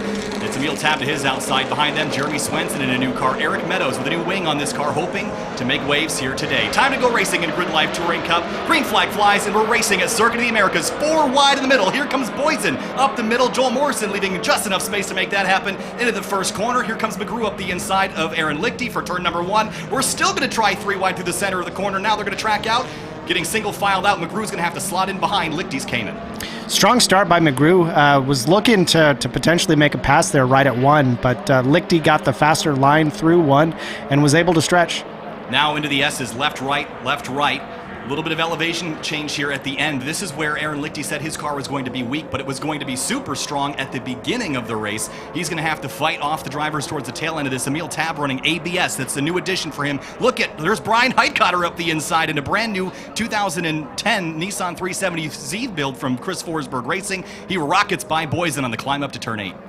So really exciting start here. It looks like drivers are starting to kind of single file out as they settle into this race number 1. Here comes Emil Tab with a big dive on the brakes into turn number 11. Austin Hurdle on Eric Meadows in the background. He's going to have a look up the inside. Not able to complete a big lockup. There's Boysen, or actually, excuse me, that's Dozman locking up, and he's come to a stop at the apex of turn number 11. Local caution down there will continue racing. Emil Tab all over the back of Luke McGrew's black MX-5 as they climb up onto the back straightaway. Speeds climbing in excess of 130 miles an hour. Heitkotter up inside the top 5, potentially 6. Here comes Hurdle on the inside of Meadows. This time he'll complete that pass. Yeah, that 370 is really just a freight train here on the back straight.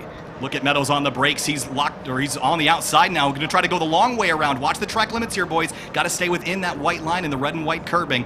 Meadows fighting back on Austin Hurdle. This is his first ever wheel-to-wheel racing event. He's doing a cracking job so far. Rolling the outside, but look out for Heitkotter and that Chris Forsberg racing car coming from behind.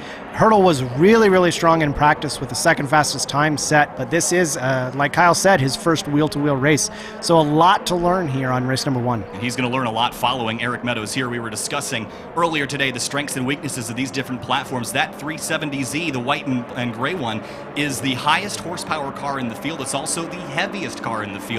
Right behind him is Brian Heitkotter in a very similar formula. This car came together in only a couple weeks, and he's chasing down these guys for a top 5 spot. Look at Hurdle crossing over at the exit of 19. Big look up the inside into turn 20, but he's going to back out. Dozman has not been able to move that car. We might get a full course yellow here if he can't get cleared. Across the line, Lichty leads lap number 1. Second across the line is Luke McGrew. He's 2.5 seconds back. The Nabil Tab third, and for fourth, it's a Hornet's Nest. Meadows, Hurdle, and Heitkotter. So I talked to Austin Hurdle in the garages here between the sessions, and the work that he's doing, he's going to have to get past and stretch here pretty quick, because the later part of this race, he's going to be struggling with tire temperatures and grip. Hurdle and Meadows giving each other plenty of space for second. Emil Tab tried to get by Luke McGrew. He was unable to. A couple more drivers side by side in the background. That's Jeremy Swenson in a brand new C5 build with Boysen right behind him in an Acura RSX. These two cars in normal form would not be anywhere near competitive on the same racetrack, but they're racing together here in Grid Life Touring Cup. Now, the fast high-speed S's is going to prefer different drivetrains, different setups. Here's Dyson Pham, the most recent winner in GLTC, back at NOLA Motorsports Park in November, chasing Nick Steniford up the hill. He was here last year and had a couple spins, but the caution is out down here at turn number 11, trying to get the zero car out of the way. And I think we're going to have everybody kind of line astern here as they get by this accident zone. Yeah, slowing down obviously for the safety car on track.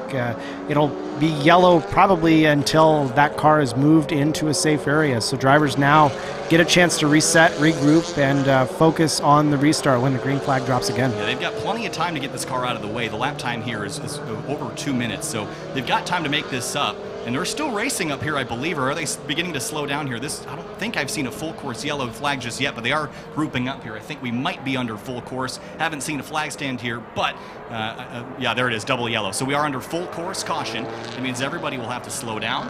All the gaps will close, and we're going to have a restart here. Hopefully we'll have a restart as soon as we can get this Dozman's car off the racetrack. Now, we discussed with Dozman earlier today that he does have ABS in that car, but he doesn't like to use it. Now, what I saw there, Abe, looked to me like his ABS potentially failed, or dare I say, could it be a motor with the plume of smoke that we saw? Yeah, it's really hard telling if that was tire smoke or if it was engine smoke, because the way the car was sliding made me think that the rear end had kind of just locked up, which is, I think, if in an ABS failure, that is a common occurrence. So.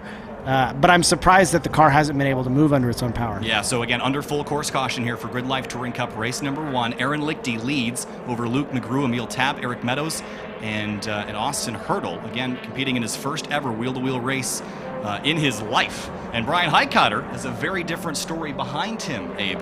Brian Heitkotter won the 2011 GT Academy coming from sim racing and spent the next couple of years traveling all over the world to race in GT3 and GT4, and has extensive racing experience, and now teamed up with Chris Forsberg Racing.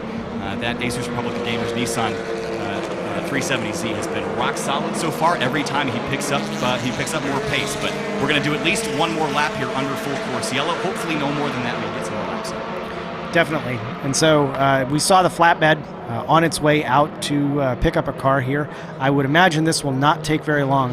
Probably on the next lap, I would not be surprised to see green. Yeah, and so the thing that's going to make this a little bit tricky is the way that this car is oriented here, Abe. It's sort of sideways to the racing surface, so to get that flatbed at an angle where it can pick that car up might be a little bit of a challenge. But just give a little tug. Yeah, we're 11 minutes into this session, so my fear is that we're only going to have 2 or 3 laps left to contend this race. And remember that the drivers earlier only got 1 lap of qualifying. We still have no idea who's going to be good over a 15-minute session. We've only seen a lap or 2. So we're looking at this car here, and it seems like that front wheel is not being a very good front wheel. Yeah, so I think I talked a little bit with him earlier today, Ben Dozman, about curbing around here. Now, I have a hunch that he might have caught one of the yellow anti-cut curbs potentially and broken something in the suspension, or it could have just failed on the bumps and bruises around here on this track. Again, this track shifts a lot, and it's one of the bumpiest racetracks in the country at this point, maybe second only to NOLA Motorsports Park, and that could have caused that problem. Well, I guess, count your blessings, right? It's exciting that looks like something that can be fixed overnight, so I would expect to see him back in grid for race 2. I hope so. And again, we've had cars sort of dropping like flies this weekend. Eric Catil with that shifter fork issue we mentioned earlier. We expect to see him back tomorrow. A couple engine expirations already. But the guys at the pointy end of the grid, Lichty, McGrew, Tab, Meadows, Hurdle, Heitkotter, any of those drivers could win this race or any other race this weekend. I mentioned earlier that we're going to have a standing start for tomorrow's race number 2 at 8 a.m. Now, and the way we grid that race is by the fastest lap from this race. So it's not all about who's leading, who's the driver that's quickest, and it might not be Aaron Lichty. So how this grid shakes out for tomorrow will make this very interesting. The reason why I say this, Abe, because Aaron Lichty is the only driver in this field that has launch control, and we're starting from 0 miles an hour tomorrow morning. Yeah, I'm almost guaranteed that it's going to be reliable as well, too. So as we watch this car get loaded onto the trailer, rest in peace that tire, because it's the wheel's not moving, it's just dragging along the pavement. No, and hopefully they can drag this car up on the rollback very, very quickly, and we can get back to green racing. But if they don't get this truck moving by the time we get to turn 18, I don't think we're going to get the go-ahead to go green. And given that the pace laps take 3 to 4, maybe up to 5 minutes around here, we're going to run out of time before we get a lap. We might get one more. I'm hoping for 2. So watching cars come through here, kind of reset. Hopefully that car gets on the flatbed quickly. We'll see what happens next. So behind the Lamborghini pace car here, rolling through the beautiful carousel here, turns 16, 17, and 18. This is a downhill complex. It's a triple apex right-hander. And one of the things that caught me by surprise walking this racetrack is one of these apexes here, the very last one. You see that yellow curb right by the GLTC logo on the screen. The red and white ripple curbing actually raises up about 5 or 6 inches there and kind of comes to a peak.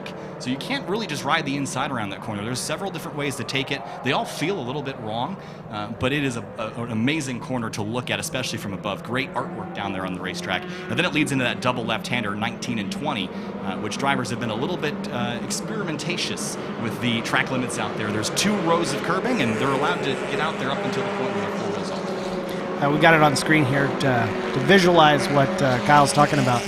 It kind of keeps things in check for sure. Those are nicknamed for stoppers after Max Verstappen took a bit of a shortcut there in Formula One a couple of years ago, and to keep drivers from doing that again, they put in those sideways facing sausage curbs, and no one cuts that corner anymore. So pace car still remains out on the racetrack. 14 minutes have elapsed in this session. We may get one more. I didn't see a white as we came by the flag stand, so this car looks like it's about to get dragged up, and we should be good to go next time by for a 1-lap sprint. Get it. Now get it up on there. So Aaron Lichty leads. Again, this Porsche Cayman is about 3,000 pounds, and it'll do about 134 in a draft on the back straightaway. It does about 130-ish on its own.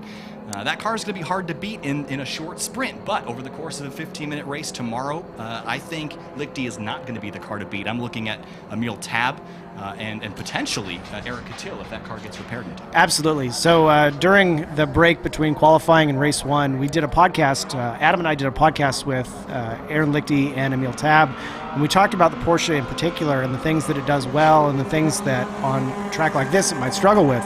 And the thing that is on Aaron's mind is, that time between 10 and 15 minutes where tire temps, especially in the rear, begin to climb, and he's just doing everything there. He expects that he'll be doing everything in his power just to try and save the race. He knows he's going to be strong at the beginning, but tire temps going way up in the latter half of the race, and he's fearing that he's going to be slowing down an awful lot and fighting off people behind him. Well, I think that's one of the trade-offs in this series. Everyone's balanced around 12.5 pounds per horsepower. It's a power versus weight formula. And again, depending on how much power you're running versus how much weight, you get a different tire size selection and a couple other modifications. If you add aero to your car, you've got to run a little bit more weight. So the idea here is to balance a very wide variety of drivetrains, body styles, chassis styles, and aerodynamic ideologies, and put them all together on a racetrack. In the past, we've seen a 2018 Honda Odyssey race a V6 Mustang alongside a turbo Miata into Turn 1 at Road Atlanta. That happened in GLTC, and they all had a great time. Well, don't forget that C4 Corvette by Chris Tuttle. It's a really, really diverse field of cars, and I think one of the unique attributes of the series is that we really, the rule set lends itself to drivers building the car that they want to drive. And I think, in the past season, we've seen drivers start to hit on formulas that they thought would be the ones to win everything. Honda-powered Mazda Miatas seem to be the answer. But we saw at the end of 2020, we started to see M3s make their way into the mix. Now we've got Aaron Lichty driving a Cayman that is dropping right into the category very competitively. So I think we're looking at a series this year that's going to be more diverse. It's going to be more spectacular to watch if it wasn't already. And we've got the yellow flags being furled here, Abe. So I'm hoping that he'll pick up a green one and potentially a white one. And we'll see if we can do maybe 2 laps or potentially just 1. Yeah, in a one-lap race here right at the end, it's hard telling who's going to be able to make the passes. I kind of expect Lichty will be able to get a good start and stretch a little bit, given that the tires have cooled back down and he's not worried about heat cycling as much. But what's going on between spots 2 and 6, I think, will be really interesting. Yep. All right, we got a green flag in the hands of the starter. That is a sight for sore eyes as the pace car enters turn number 20. He's going to hit the pit lane this time through, and we should. I see. Do I see a white flag in hand as well? I don't think I do. So we are going to get potentially at least 2 laps here this time. Green flag flies. We're racing again. A restart here, racked up and stacked up. Look at Luke McGrew already going defensive. Hurdle on the inside, coming way up deep on Eric Meadows. He's going to gun for 4th, and he's got him already as they drive up towards turn number 1. Pulling hard on his way into turn 1. It looks like he's got a clean pass on Meadows. But I'm sure Meadows is going to be able to outbrake here, so let's see if Meadows makes a second move. Well, he got the nose just inside. Hurdle leaves him plenty of space. Now they're going to drag race down the hill to turn 2. Hurdle's got drivers right. That's a preferred line out front. Lichty leads Luke McGrew by 10 car lengths as we enter the S's. This is where Lichty's car is the weakest. Look at Austin Hurdle, though, charging through. He's gotten to 4th over Eric Meadows. He's having a grand old time. Aaron Lichty in 3rd, that's Emil Tab in 3rd. Trying to run down Luke McGrew. He almost had him, but look at Heidkotter now closing in on Eric Meadows. That's for 5th. Really surprising here. I kind of expected Austin Hurdle to struggle here through this section given the weight of the car, but he's been able to maintain his lead on Eric Meadows without too much difficulty. Look at Luke McGrew closing in here on Aaron Lichty over the crest of turn number 9. Now through 10 towards 11. McGrew closing that gap down here in the braking zone. We'll see if he can close in on that white Cayman out front. It's Lichty, McGrew, Tab, Hurdle, and here comes Heidkotter down the inside for 5th. Not able to complete that pass. He didn't trust his ABS after practice and qualifying. He looks like he trusts the heck out of the car right now. He's wheeling it. Behind him, look at Jeremy Swenson in that silver Corvette. That thing is low to the ground and sleek, and it's coming forward. Yeah, I talked to Swenson during the break, and I think the thing that he said that car needed more than anything was just laps, right? It's a brand new setup, fresh build, and his first race in GLTC. And so I think as he gets more confidence in that car, expect him to really be in the hunt. Speaking of confidence, here he comes way deep into turn number 12, tries to go the long way around outside Heidkotter, is not able to complete that pass on the Chris Forsberg Racing car, but closing in on Meadows, he was much faster down the straightaway, but couldn't complete that in the braking zone. I mentioned trusting the brakes. I'm not sure Heidkotter's all the way there yet. He's going to probably get at least 1 more lap to give it a go here, but out front, Lichty was feeling pressure from McGrew. Look at that gap now. It's only 5 car lengths here, Abe, and behind them for 3rd, Emil Tab feeling pressure from Hurdle in the 370Z. Yeah, expecting to see the white flag here, though, as they come around start-finish. If they've only got 1 more lap to get things done, it's, I think, looking strong for Lichty. Remember that tomorrow's race is set by best lap, and Aaron Lichty currently has the best lap time, but that might change the next time through. We'll see who runs quicker. There's Dyson Pham having a look at Steniford into turn number 19. Not really much of an opportunity to pass. This time through on the start-finish straight, Aaron Lichty comes on through. Luke McGrew 2nd, Tab 3rd, Hurdle, and Meadows, Heidkotter. Look at this drive up the front straight. Jeremy Swenson is coming, and here comes, that is Hurdle up the inside. This would be for 3rd spot. Here he comes into turn number 1 on the binders up the hill. Lots of room being given here in GLTC. Oh, love my. to see that, and defends the crossover. Great move, but Tab doesn't fall for it. He has a look up the inside.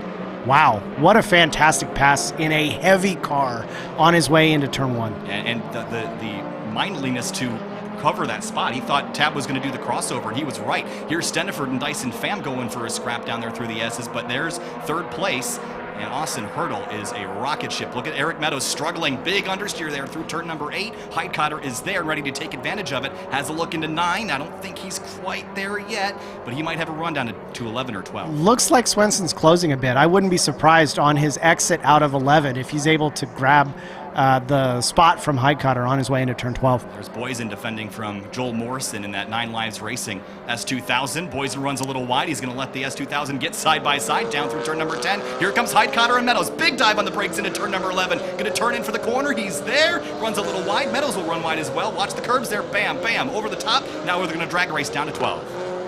Yeah, we'll see if that was exceeding track limits or not, but it looks like Meadows was very wide on his way through 11. 3 wide. Here comes Swenson. Opportunistic move. Going to split Heidkotter up the middle, and he's going to capitalize on the mistake that Heidkotter made into turn 11. I don't think there'll be any call on Eric Meadows running wide trying to avoid contact there, but Swenson will pick up 2 for 1 into the braking zone for 12. What a pass there. Yeah, strong move in a strong car. Fresh build on this C5 Corvette. And through the stadium section now, turns 13 through 15, all line astern here. Great midfield battles. Joel Morrison is gotten by Jeremy Boysen, but out front it was Lichty over McGrew. The last time we saw them, it was less than a second at the line. And I didn't get a white flag. I didn't see a white flag last time. I don't know if we're on the white or coming to the checkers next time by, but there's 1, 2, 3, and look at Hurdle still picking up pace. Going for second now. Look at this mess behind him. Swenson and Meadows scrapping. Yeah, Swenson looking like he's having to defend a little bit. Meadows is running still very strong on his way here. And here's a look into turn number 19. Meadows going to try to set him up potentially for turn 20. Bit of a bobble. Look at the run Meadows gets. Can't go right. Going to go left. Dive in turn number 20. Maybe. Can he jump on the brakes later? He does. As they come on through final corner. It's going to be a drag race. And it looks like Meadows is going to get by Swenson, but now it's V8 versus 4-cylinder. Chevy versus Ford in that Miata. And here comes Heidkotter with a big run. Fantastic on its way down to start finish. Heidkotter just sizing him up. He smells blood in the water here, Abe. And going to look driver's right. He's going to arc this in and try to get a run off the corner through turn number 2. This is a veteran move here, but didn't get the drive off. Swenson will. That torque thundering underfoot as they head down the hill. Several stories towards the S's, and this is where Meadows' car with that aerodynamic wing he's got in the back, that's where that car is going to come alive. Here comes Pham up the inside of Boysen. That would be for 8th. We saw Meadows really picking up pace on the latter half of the track on his way into, I guess, 19 and 20, where Swenson's struggling a little bit. So even though Swenson's in the lead here, it's not assumed that he's going to win because Meadows is very strong on the latter portion of the track before start finish. Yeah, so again, Meadows running in, I believe, 4th spot, or actually make that 5th spot behind the Swenson machine and Emil Tab. So Tab is running, actually make Tab 4th. It's got, whoa, look at Luke McGrew, big power slide off of turn number 11. He's got that Ford Duratec power to the ground. Now down the back straight here. Here comes Austin Hurdle in that 370Z. Very different platform. I think that bobble might cost McGrew the position here because Austin Hurdle's got a freight train, and we're going to see him try to press the brakes here on 12 and see if he can clear this pass. Who's got more bravery on the brakes? McGrew a little bit deeper. He's going to try to defend the spot. Hurdle overdrove it. He's going to be way out wide there, and he'll have to give the spot back up over the curbs. Watch that. That's going to hurt the underbelly there. Now Meadows on the outside of Heidkotter, and Heidkotter has just found a wall here. He's been unable to dispense the 3 car of Eric Meadows and the car in front of them. That's, again, Swenson in the... looking at the timing and scoring. As we're watching this, though, you see Meadows and Heidkotter kind of battling it out, and Swenson is really getting the benefit because he's been able to stretch a little bit on those two as they're racing each other. Yeah, look, I don't think Jeremy Swenson's showing up on the timing and scoring. I think he's got a transponder issue, but he is running in about 5th spot here as we head through the carousel this time through. And Aaron Lichty has driven away, and this is not something we expected to see. He thought there would be a weakness in this car over the long run, but again, pretty short race, all things considered. Might look a little bit different tomorrow. Heidkotter trying to reel him back in. Here comes Joel Morrison, that 9 Lives S2000. He's getting there, too. Yeah, Tab really falling back just a little bit. I don't know that Swenson's going to have opportunity to make a pass on Tab but things kind of evening out really nicely here at the end of this race. White flag is out, so 3.5 miles, 20 turns left racing here in Grid Life Touring Cup race number 1 of the weekend. We'll race again tomorrow morning at 8 a.m. with a standing start, but spectacular stuff going on here for 4th and 5th spot. Meadows defending from Brian Heitkotter. The GT Academy winner from 2011 has raced in IMSA and World Challenge and now brings the fight to GLTC. Joel Morrison, with that 9 Lives Racing arrow on the back of that car, is charging forward. Here he comes from 7th. Yeah, interesting, Joel Morrison has that time attack experience, and I imagine here he's really just focused on setting a perfect lap here right at the end of this race. Look at Heitkotter cheating out to the left here. He wants to look up the inside, at least make Meadows look in the mirror. He didn't fall for it, cost himself a little bit of time. Now Morrison's going to try to go a little bit wide here, cross him over at the crest of this hill here at turn number 10. And as soon as they come down towards 11, this is the good passing opportunity that will set you up for a run down to 12 at the other end of the back straight.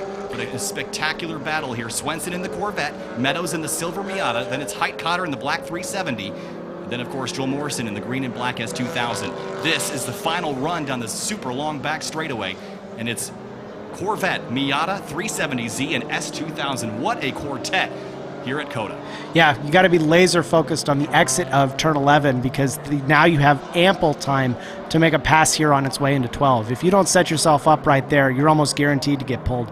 Now look at Heitkotter closing in on Meadows here on the straightaway, and Meadows goes way deeper on the brakes into turn 12. Heitkotter closes up a little bit.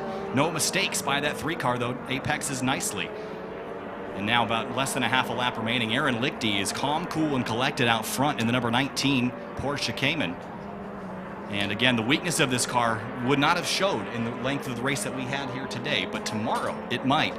So keep an eye on that. And look at Meadows a little bit wide through 15. Heitkotter digs a little bit better. Now the final run through the carousel here. It's all about balance. Meadows likes a little bit of oversteer, kind of drive that car in a bit of a slide. This is a really low speed portion of the track though, and I imagine making a pass here in this stadium section is going to be really tough. I think you're looking at the last corner as the best place to make a finish. Checkered flag waves for Aaron Lichty. He will pick up his first win of the season here in 2021. Remember, he won 9 last year, was runner-up in the championship. First place for the brand new Porsche Cayman. Second place should be Luton Grew. Third place will be Austin Hurdle. What a drive for him.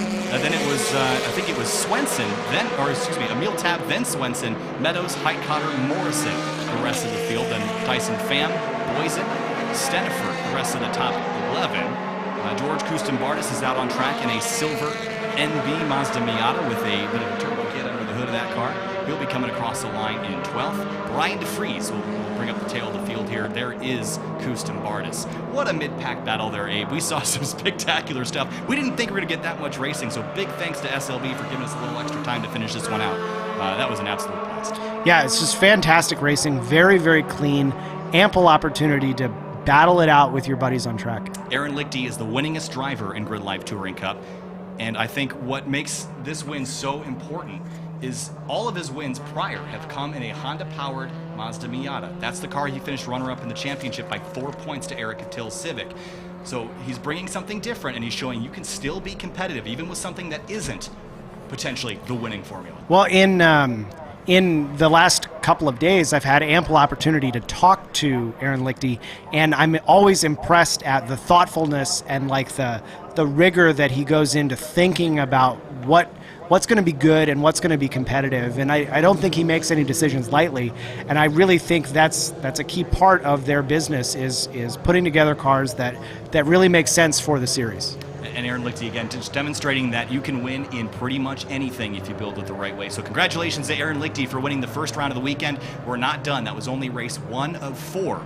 We'll see the next race tomorrow morning, bright and early, 8 o'clock, with a standing start, Formula 1 style. We're going to line everybody up on the front straight, and we're going to go with the Formula 1 lights, the whole rigmarole. It's going to be an absolute blast. Make sure you're here tomorrow, 8 Central, 9 Eastern, for Grid Life Touring Cup race number 2. And then races 3 and 4 will be during the rest of the afternoon. So make sure that you're tuned in and follow along tomorrow, especially because race 2, 3, and 4 are going to be even more and better of what we just saw. Yeah, hoping to see some of those cars that didn't make race 1 get fixed overnight and find their way into entry into race 2. Should make for a really, really exciting race. We'll keep you updated tomorrow on the status of Ben Dozman's number 0 that had the issue down in turn number 11. And of course, that car, with the damage it received, it's probably fixable, but that's making some big assumptions on what parts they have available, and we'll see if they can get that car repaired. Hopefully they can, and you can go wheel-to-wheel with Eric Cattell as well. Up next is 325, Group 4, Session 4 for Super Lap Battle coming up here in just a couple minutes. We're going to relinquish the mics back over to our friends from SLB. Abe, final thoughts on GLTC Race 1? Just fantastic. I'm excited to see the rookies really running well. Austin Hurdle and Jeremy Swenson had strong finishes in race number 1, and expect that success, I think, to continue as long as the cars remain mechanically reliable, because both of these cars are new to wheel, and they're still figuring things out.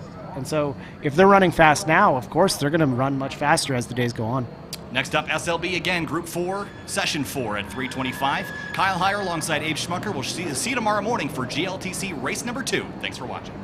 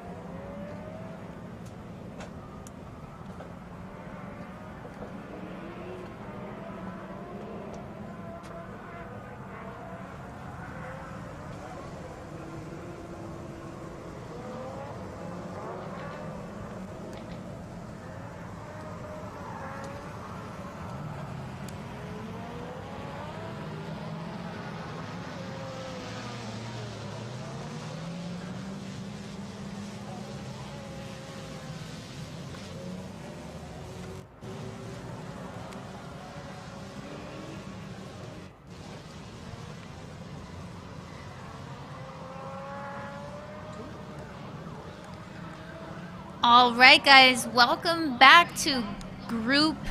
We're going to start our fourth session of the day, which is the last session of the day as well. So we hope you enjoyed the drift event that just went on camera right now. Those are the boys from Lone Star Drift. They got to do a little parade lap action. It's pretty cool. Drifters never get to go on big boy tracks. They always have to go to drift areas, balconies, stuff like that. So for drifters to be able to drive, even though they're not drifting on a lap, on a track like Circuit City America, it's badass. If you saw that red Subaru pace car, that's actually a competition car, but it was being driven by Uncle Tony, who seems to be a car whore. He's racing Justin Bayless's car. He's borrowing Subarus for pace laps. Who knows? You know what I mean? Next thing you know, he's going to be in the Life Motorsports car, if he fits. All right, and so I also got some information on that CRX that I was talking about earlier. It's a K24 swap. He actually lives in Austin, so that's Andy Hollis. Thank you so much for sending me that information on Instagram. He also is another McLaren person, so in addition to a CRX, he has a 720S and another K24 turboed NBA Miata. So it's great to have him out here. No, I agree. And like I said, I was chastised because he's like royalty at One Lap America. So he's obviously a fantastic driver. It's really nice to have him out here. So it does look like we have the entirety of Group 4 on the grid right now. So we're going to see that. You may also see Gabriel Shadid get some laps in. I believe that he is a Group 2 car. But we made a mistake, and by we, I mean we were telling him to do a few things, and we were trying to set some up in his car, and we told him that we believe he was still in Group 1, so we're going to give him time in Group 4 to get his time back, because it is not his fault he missed the session. And then he'll have to cool the car down and go again one more time. More than that, we saw the GLTC race. It was very exciting. That was their first race of the weekend, and just overall a good time. So today, this is the last of the time attack, and this is going to be the day for us. So hopefully we see some times drop here. We see someone like Jackie get into the 20 flats. We see someone like Ferris get in the 206s, 205s. We see Life complete a lap, not giving Carla's bad luck corner. Yes, I hope that they are able to complete a lap. And I also love the last session of the day. Usually the weather drops just a little bit, so temps tend to be just a hair bit cooler, which can be exciting. And usually we'll see some drivers actually wait for the last session of the day to put down their flyer. The sun is out though, so I was standing out there, and though the weather's not bad, it's getting warm. You can really feel it. It could be because we're in a black shirt, but these things breathe like crazy. The warmth is there, so I believe the drivers are still going to go fast, but this is not the most optimum. So off to the weather, girl. Yes, so I'm actually checking that right now. It is 67 degrees outside, so it is a bit warmer than it was earlier today. Looks like it might be a little bit breezy as well. But that's still relatively cool. No, it's great weather. I think last year it was 75 degrees on the first day, which is pretty warm. And thankfully, we missed the huge snowstorm that Texas had. You can imagine we booked this event over a year in advance, and wow, we got really lucky in the fact that we missed that catastrophic weather that Texas had a couple of weeks ago, and now it's beautiful here. So we're very fortunate for that, and unfortunately for everyone that struggled through all that snow that they had. Yeah, I mean, we can all joke around on the internet because that's what the internet's for, joking around when people don't get sensitive. But truth be told, their infrastructure isn't made for that. It's not made for a sudden snowstorm that hits out of nowhere. Places that get snow, their piping is set up for that. They winterize their stuff. And, it's the same thing. If a tornado hit California and devastated the state, people aren't going to laugh like, ha, ha, ha. Well, they would. But there's no basements in California. If an earthquake hit Virginia and split it like Northridge, they wouldn't know what to do, Every single place is different. So luckily for us, though, it's all clean and clear. People got through it. Texas is a strong state, and we got to be here. And I believe we do have an in-car for you guys in this session, so hopefully we'll get to hear some cars scream down the track.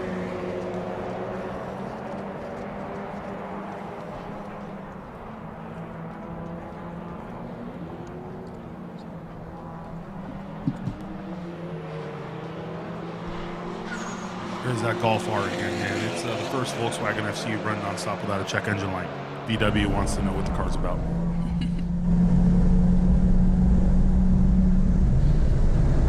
All right, and we are behind the scenes with Brandon Lichty. He is in that Golf R, so we're going to follow him in car and watch him do a full lap. So Cuban and I are going to go ahead and mute our mics so we can enjoy the ride.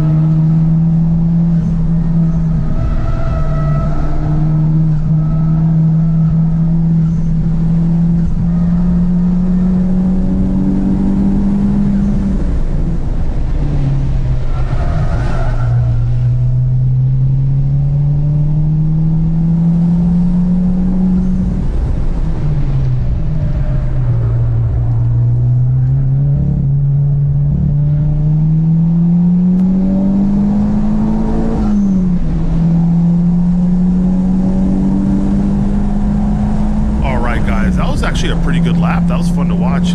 You figure that's an enthusiast class car, and it would be, as some people would say, quote unquote boring, but you can tell he is really pushing this car, and I think that's why I love this class so much. These are enthusiasts. These are people that want to go fast, show that maybe they haven't built their machines yet, but they can drive.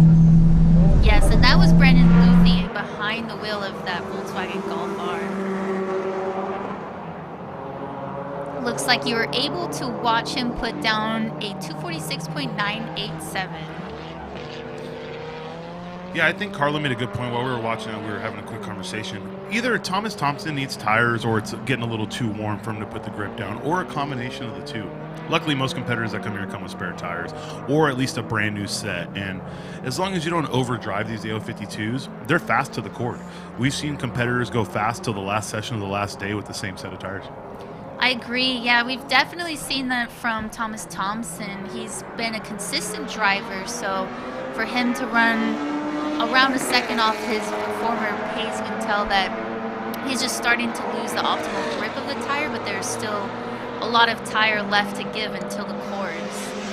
I've actually corded my first set of AO52s as well. I actually tracked on my corded AO52s. I drove the car to the I trailered it there, and I had another session left, and I put the car in the air and went, oh, those are cords. And then I remembered I trailered it there. So I went back out and ran the same lap time. That's how good these tires are. Not that I would ever recommend that. It's unsafe, guys, but I did it because I am going to get every moment of my track time. And there you have it.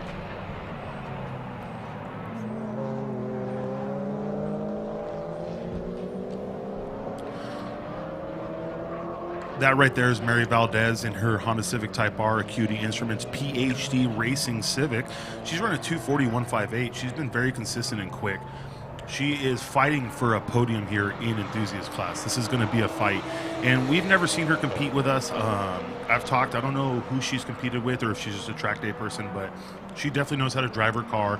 And with 97,000 miles, you figure someone would learn how to drive their car. I mean, also considering that she actually drove this car, the CTR, from New York to come out here to Austin, Texas for this event. So, wow, that is a long drive, and she's definitely wheeling the car out here, not afraid of any implications of tracking the car and then driving it all the way back to New York to go back home. No, she got a lot of faith, and she's obviously a great driver. So it's always the people who show up and are the humble ones. You know, we checked her car. She was nice. I mean, she's from New York, so she trash talked me while I trash talked her, which is always fantastic. But you could tell she's like, I'm just, here to learn, go fast, and do my thing. She wasn't like, oh, we're going to win.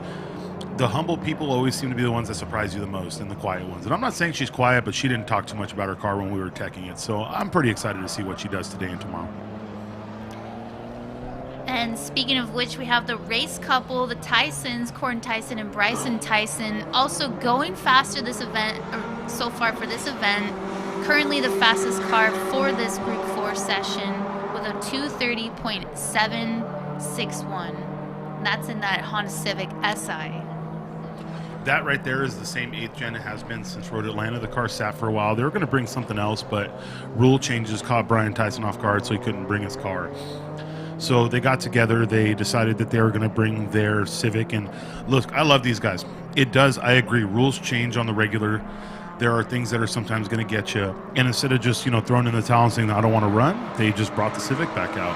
And the coolest part about that car is it really is a junkyard motor. It's a motor that got out of a totaled SI, put a Craftworks on it, threw a bunch of boost at it, and said, let's see how she runs. And she's held together great.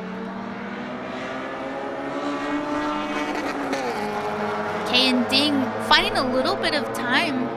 He just clocked at 2:40.357. His former fastest time of the event was about 0.6 of a second slower than that. So it looks like he was able to find a little bit of time in this last session. Fun fact about Austin Shipley, he just clocked in at 0.171. So I was just speaking with him over the break, and I found out that this Supra that he's driving right now is actually the first time he's ever driven rear-wheel drive. You are correct, and that's actually a really good point. Truth be told, we all get used to driving the drivetrain layout we own, okay? I came from all-wheel drive cars. I had an Evo 8. That was my thing. Why I drive Hondas now, I couldn't tell you, but that was my thing. And it's really easy, Carlo will probably tell you this, to transition from all-wheel drive to front-wheel drive because they both push. But I've only driven 2 or 3 rear-wheel drive cars on the track. It takes such a different driving style. Front-wheel drive cars, you're used to a certain amount of slip when you throw it in the corner. You throw it in a little early because you know it's going to push out through the corner and you can stay on the gas. You do that with a rear-wheel drive car and you end up backwards. Yeah, I was kind of the opposite for me. I learned how to drive on rear-wheel drive in S2000, and then I bought my first front-wheel drive, which was a Civic EG, my first race car. So that was, it's definitely a transition. You have to change almost everything nearly to the opposite. So it's great to see drivers coming out here, working their skill sets, learning different platforms, and also even making it to the event. Austin Shipley, he signed up with his CTR. If you weren't listening earlier, he had an unfortunate event, and he was driving his car to get in alignment before this event a couple weeks prior, and he unfortunately was hit on the street. So his car was crashed on the street. He was not able to bring it out, but rather than saying, hey guys, I'm not going to make the event because my car is crashed, he said, I am going to figure it out. Let me figure out a car. And here he is in a Supra. And speaking of CTRs, Mary Valdez just did a 39. Very nice. She Yes, cracked ma'am. into the 30s. Very ma'am.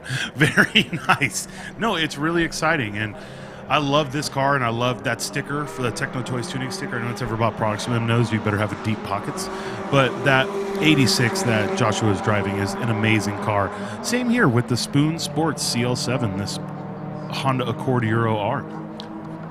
I love these because it's like, I just love the fact that it's still a Honda. Acura is such a U.S. brand, so to see one of these from Japan, Accord Euro R, it's one of my favorite cars. And the best part about it is he owns another one that's being built as a true time attack competitor.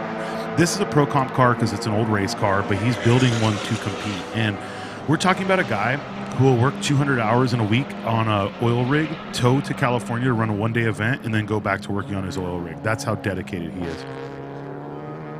Another driver that found a little bit of time in this last session here, Drew Bazaar in that Ford Focus RS. He was able to find 0.3 of a second, clocking in of 2:44.374.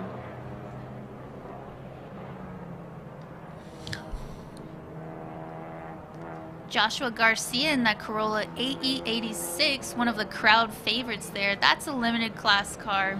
He's like kind of Texas. He is from Texas, by the way. He drove that car here, or he trailered here possibly, but he's from Texas. This man is Texas. Corpus Christi, actually. He is Selena. Okay, anyone like me who hears Corpus Christi thinks of Selena, rest in peace. Hey, truth be told, though, I love everything about this man. And, we make the joke about the LS3 and BRZ, right?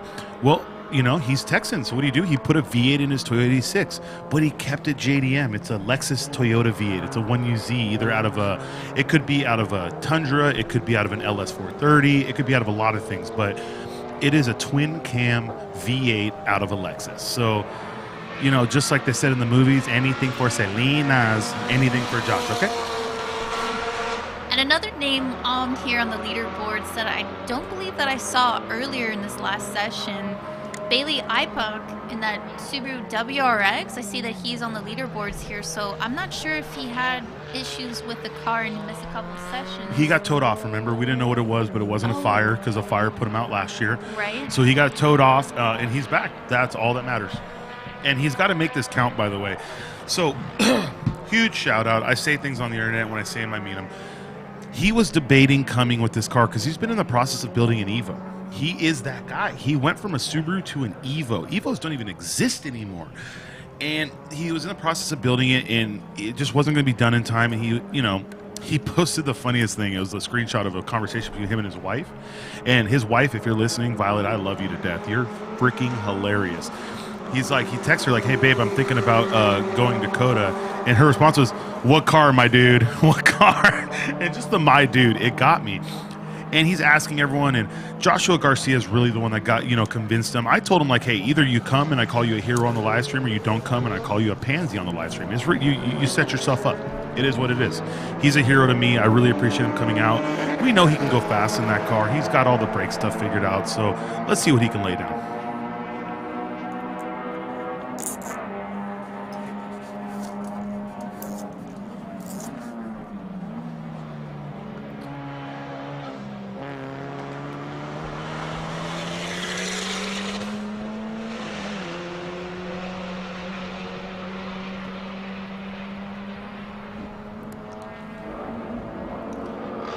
The good thing about this, you see this?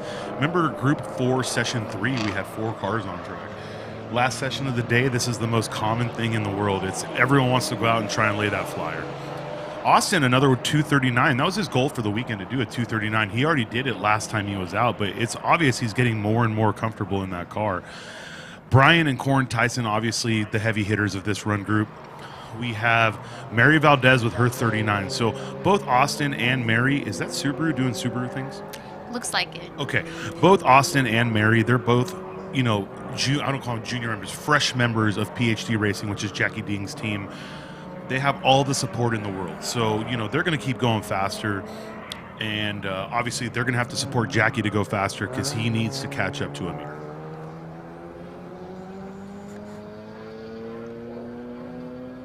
Yeah, absolutely. And you can see that the times on the leaderboard here are getting tighter and tighter throughout the day and throughout the event as the drivers are adapting to the track, adapting to, any changes that they've made over the lockdown on their cars. So I think over time you're going to see these times starting to get closer and closer. And we have the Tysons leading this session with a 230.761. Thomas Thompson with a 234.7. Austin Shipley going faster than his current fastest time of the event at a 239.411. Mary Valdez with a 239.5. That's the first time that she's cracking into the 30s as well. Kang Ding with a 240.357. Joshua Garcia with a 240.582. Yeah, no, I mean, these guys are moving. You know, I mean, that's Druv right there with the 244 and his Ford Focus RS. Number 77, Mr. Brown with a 246.305. Lichty with a 246. That was our in-car, the Golf R. I saw him only complete one lap. This might be we haven't seen a check. Why we? Oh, my guy. Oh, no. I have a feeling that the brakes on that thing were not. Oh. That is a save. Wow, look at that save. So I feel like the brakes may have given out right there because no one just decides to go straight. Yes. But a big mistake people would have made was to try and turn it. And if you've ever gone into a gravel trap, if you go into a gravel trap completely sideways, you can dig and roll. It'll be a very slow roll, but the car will be on its lid, and no one wants to be on their lid. It just does a lot of damage. That was sketchy as hell, don't get me wrong, making the choice of waiting till you're straight to turn. But man, that was awesome. There is a downside to gravel traps. They're made to save cars, so it is hard to get out of, but it looks like if he could get a little momentum, he can get out of there. Wow, that was a really close call there. Almost going into the wall after a brake failure from what it looks like in that Accord Euro R. Fortunately, he was able to avoid the wall, and smart decision on the spot to, like Cuban was saying, to let the car go in a straight line, let the gravel slow the car down, and then right before the end of the gravel, he was able to turn it a little bit just so that he would miss the wall. So yeah, and to be clear, if that wasn't gravel, if that was dirt or grass, we would have seen a serious impact. So I got nothing but respect for that. Not to mention that is not a Spoon liveried car. That is an actual Spoon car. Spoon built that car. They raced that car. So no one wants to see a real Spoon car crashed. that would have been such a catastrophic event. And you know, that's the true beauty of an FIA certified track like Circuit of the Americas, because they have all of this safety for this exact reason. If this was any other track, that car would have for sure been into the wall, and man, that would have been devastating for the entire community to see the Spoon Euro Accord R. That is the real deal car right there, and to see that crash into the wall, that would have been devastating. So we are very lucky and very fortunate to have this gravel trap, and also the smart decision of the driver to be able to wait until the car was slowed down enough to be able to turn before impacting the wall. Yeah, no, it was a whole bunch of proper decisions, everything about it. I mean, I've been in situations, the first thing I was ever taught, I would never tell anyone I'm a super experienced driver on track, but, the Carlas of the world, people that have driven my car, helped me in the past. The first thing you learn is when you're going off, go off straight until you know you can correct. A panic driver right there would have tried to turn the wheel, and if the car would have pitched 90 degrees, I'm telling you, we would have seen a car possibly on the side, because gravel digs. That's why he's kind of stuck in there, because the whole point of a gravel trap, it's like a truck stop, or a truck runaway ramp. It's to bury you so you do not keep going. The gravel probably slowed him down 20 plus miles an hour before he started that turn, and that was in the first 10 feet. It probably slowed him down 20 plus miles an hour. Yeah, absolutely. And because it's a great gravel trap, the car is now stuck in the gravel, so the COTA officials will have to tow him out before the next session is able to begin. Well, he did it wrong, too. He's got to be like Fernando Alonso, get out of the car, throw his hands in the air, throw the wheel across, Stupid gravel.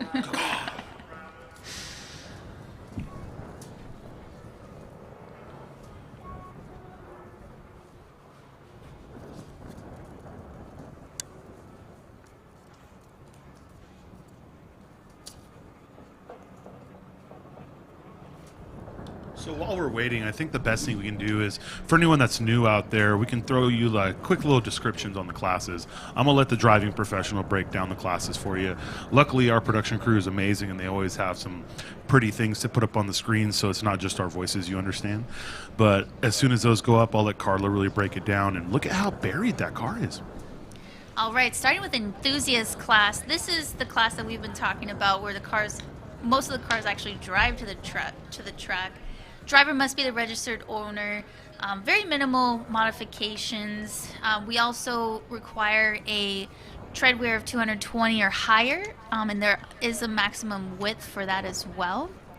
And you are limited for engine swaps to engines of the same manufacturers. So street class, pro drivers are not allowed. So that's one of the main defining factors for street class. You're also allowed more aerodynamics. You are not allowed sequential transmissions unless they're OEM. You are allowed engine modifications, and you must be on the Advan AO52s. All right, so limited class, you are allowed to have pro drivers in this class. You are allowed unlimited engine mods. Sequential transmissions are allowed, and you have more ability for the aerodynamic modifications, and you also must use the same tire as the street class, which is interesting, which is the Yokohama Advan AO52. Unlimited class, pro drivers are also allowed in this class as well. You are allowed to not only modify the engine as much as you would like, but you can also do engine swaps as well. Aero modifications are open. You can also do a sequential transmission, and you are allowed to use the Yokohama Advan AO005 or the Yokohama Advan AO52s. Yeah, and sequential is also allowed in limited, but in unlimited you can use paddle shifters. Pro Comp is the class that I talk about the most. This is literally the exhibition class, right? This is the class where you get to show up with something badass. Sean Bassett's 240Z, the all-carbon body that was at SEMA and Pikes Peak, he built that to run Pro Comp. Cars like these, Porsche Cup cars that are not VIN-based. And on a side note, let's give a huge shout-out to the safety crew. Homeboy's just running next to the car. These guys are in shape. They must work out. I was behind them in the cafe during lunch, and they are definitely in shape. Yeah, huge respect for the safety crew here. And it's possible the brakes weren't completely gone. It could have got brake fade. The fluid could have boiled. You know, it is kind of terrifying. We've all been in the situation where you're coming up on a high-speed braking zone that you got to take a car from, like, say, 130, 140 to 80, 70, 60, and you put your foot down and there's nothing there. Yes, unfortunately I've had that happen before multiple times, so it's not a good time, that's for sure. But no, and you know what's crazy? Because we're at COTA, look how fast that was. Was that 4 minutes? Yes. Yeah, that was cars back quick. in the pit lane. We can go on to Group 3. That's incredible. Okay, and speaking of Group 3, we saw that Prelude, driven by Will Dries and Corey Wells, they had another issue with the car. Have you heard anything on any updates? We had a little time off. I was walking down the pit. I didn't see anyone that would have possibly known the answer. I saw Pops and a few other people, but you know how it goes. If you start a conversation with Pops, you are not leaving anytime soon, so I avoided that. So hopefully we find out some information soon. We know they're going to do whatever it takes to go fast. That's what these guys are. They've been through so much animosity with that Why do I keep saying word? They've been through so much turmoil with that car, and I mean, it's always ups and downs, but when you build what you love and it's not a common chassis, these are the things you run into. But truth be told, this isn't even a chassis issue. Turbo's 3 seasons old, and I'm not telling you need to take your turbo apart every year, because we got guys 5 years on the turbo, but the turbo failed and it's very hard to take apart. I know they got everything swapped over to another body, but it could just be an issue. Compressor wheel is nicked, shaft is bent.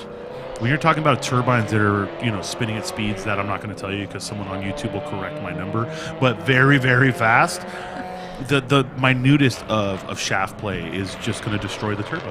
So if while pressing the other shaft, the housing out and all that, they put a little kink in it, it ran 1 lap and then he had to back into the garages. So we don't know, but we will definitely find out for you guys and give you an update tomorrow. Another car that was struggling with some issues was Paul Jacques in that Eagle Talon.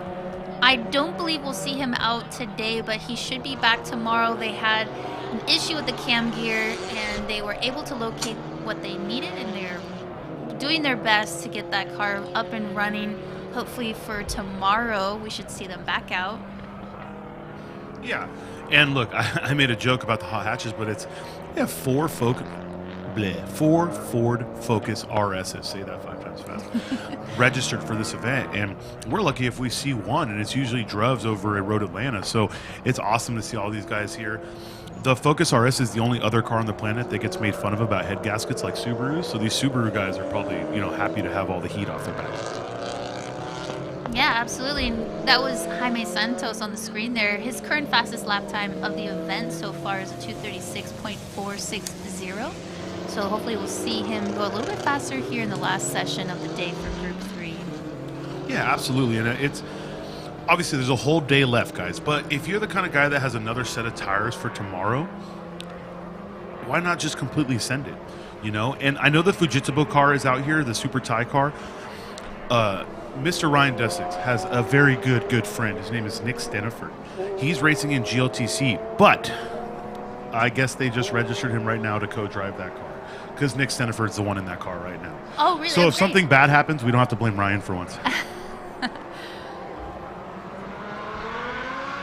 And by the way, guys, that is that Subaru STI that is straight out of Japan. That is a Japanese race car, and this is their first American event. So what a great car to see out here. We're honored to have them here from Japan, and we're excited to see the car being debuted here in America. Yeah, and Ryan bought that car, so that car is staying here in the United States.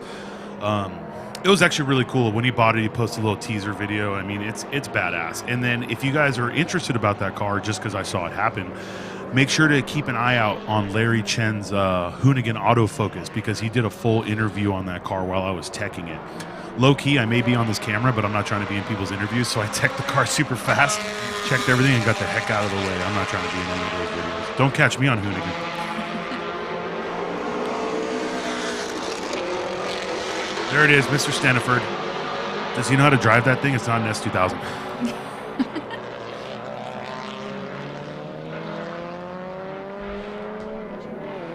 Looks like he's looking pretty confident in the car already. So his first time, I believe this was probably his first time behind the wheel of this car. I'm not sure if he's ever driven right-hand drive either, so it looks like he's adapting to the car pretty quickly. You know, and the hardest thing is, as a driver, I'm sure the actual turning isn't so hard, but the whole shifting and pulling towards yourself. I mean, I will tell you right now, you do it long enough, it feels more natural to pull towards yourself than push away. But in the beginning, man, the amount of times that in a customer's car I almost money shifted it is not... You know, actually, the money shift isn't what happens. The amount of times that I went first to fourth or second to fifth. Oh, that's not good. Yeah, he came in on his own power, but he had to get a little push there, so we don't know, maybe it's a clutch issue, something like that. Yeah, that looks like that's the Mustang GT driven by Sean Fair and David Woon. Hopefully there's not a major issue with that car, but they were able to clock in. Oh, looks like, I don't even think we have a time for that car. I think they haven't ran a lap. They've been on track. Okay. So this is the hard part when you're trying to keep track of everybody. Mustang, you know what? They have not clocked a time. You are totally correct. Well, tomorrow is the day for them then. All it takes is one lap in one session. We've seen people win events on one lap in one session. Jaime Santos getting ready to put down his first hot lap here.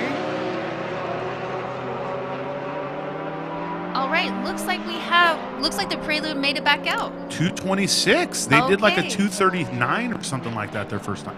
Looks like they're getting it sorted. Yes, absolutely. Yeah, there it is on screen. Look, I'm happy to see that they were able to sort whatever issue they were having with that Prelude earlier. They had to get towed in, but Will Dries and Corey Wells, they're hard at it. They have a solid team. And, man, clocking in at 226.539, that's almost 3 seconds faster than their former lap time. 100%. And it's awesome just to see these guys going. You know, it's also cool just seeing Nick push this car. You know, we know it's a Pro-Com car, it's an exhibition car. He's putting in some laps, but 2:34.0. I mean, it's super respectable time for a bone stock EJ207. I wouldn't be mad at it. And he's got Devin right behind him. Looks like it's some Subaru on Subaru violence right now. Speaking of which, Devin with a 229.682. I believe that is the first time that she has cracked into the 20s behind that STI. Man, every time she's on track, and same thing with last year too, she is just finding time and getting faster and faster, dialing in the car, and also dialing in herself as a driver. And man, it is great to see her dedication and constant improvement. You know, someone did remind me, he does drive right-hand drive. He has an S15. Okay. He brought it to Road Atlanta once, his very first GTA event. Did one lap, he broke it. and someone lent him a Skyline. So he went from right-hand drive to right-hand drive. He definitely doesn't drive all-wheel drive, though. Yeah, he is definitely doing a great job in that car. Devin's in the 29s. You know, these people are going faster and faster. So we don't even have to put a camera in Devin's car this year. Ooh! Oh, okay, that was a tank slapper and a half. Sorry. You know. Anyone wearing headphones, my bad. My bad. But when you see someone that you know is supremely out of shape, you're like, they're either going in a spin or they're going to slap the hell out of that thing. And if you've ever been in a tank slapper, what you see there, it feels about 100 times worse in the car. And I apologize for not giving all of our listeners the heads up prior to listening to our live stream, but whenever you listen to our live stream, you never want to wear headphones. Oh, it's a terrible idea. If a record gets set, if something crazy happens, I might throw a caw out there. It's like, dude, we start speaking other languages. I don't know what to tell you. Headphone users beware. Super Lap Battle USA not headphone friendly. What's great, though, is just seeing this, Devin got around him very clean. Nick obviously knows how to drive. He's not going to hold up another competitor. And that car can only do, just so you know, the STI, the Fujitabo Thai car, can only do 2 laps. It's got a baby fuel cell. I'm talking like cute little girl fuel cell, like Thimble. We're going from West Hollywood to Orange County, but we got, stuck in traffic on the 5, so it died at Westminster. That kind of thing. Well, and speaking of finding time here, looks like Jaime Santos was able to find over a second over his former fastest lap time of the event. He found a 2:35.274, and on top of that, Justin Bayless with a 2:30.791. Okay, him and Tony, Justin and Tony have sorted out that breakup issue and that boost issue because he was in the 240 something. You know what I mean? What's crazy is you can really tell. Carlo's been doing this long enough to know suspension back in the day was always super stiff because no one made a shock with proper travel. So when you see Nick making a left on turn 1, he's literally lifting a tire and banging it on the ground. That's not like what they want to do, but this car is the same car as it raced in the early 2000s. Those coilovers are probably from the early 2000s, and they got black flag. Nick, what did you do? Nick, did you brake and then lay oil down 13 corners again? That was 2 years ago. It's never too soon. Oh, shoot. I mean, it's been 2 years, but that's rough. So never too soon. In case you guys didn't see Super Lap Battle 2 years ago, Nick Stenenford unfortunately leaked oil in his S2000 over, 14 corners of the track? It was over too much of the track is what it was. It was a huge bill. I mean, because, listen, COTA is an FIA certified track, so if you leak oil on the track, it comes with a hefty bill because of the way that they have to maintain and fix the track surface. So unfortunately, Nick Stenenford walked away with a large bill. But with the spirit of the Time Attack community, a lot of the drivers actually pitched in to help him pay for that bill, and that was just a phenomenal thing to see. And that really says a lot about the community as a whole. No, absolutely. You can't be mad about it. The Rabbit, we're not going to talk about the powertrain. We're not talking about that. The car itself, though, is fantastic. I just love everything about the car because he built it himself in a garage. Justin Bayless, he did all the composite work for it. I mean, a photo is not going to show you how silly this car is. And I say silly with the most love in the world, but the thing is ridiculous. And on top of that, each time that we see, he literally comes to all of our events. Justin Bayless is always there, and each time he brings out his car, it's always so much crazier than it was the time before. I always thought, I can't foresee this car getting any crazier than it was, and then he comes out to the next event, and it has a larger wing or more front aero or some crazy thing he fabricated on his own, and he's out here killing it. I have to say, it's the most exotic rabbit I've ever seen. Yeah.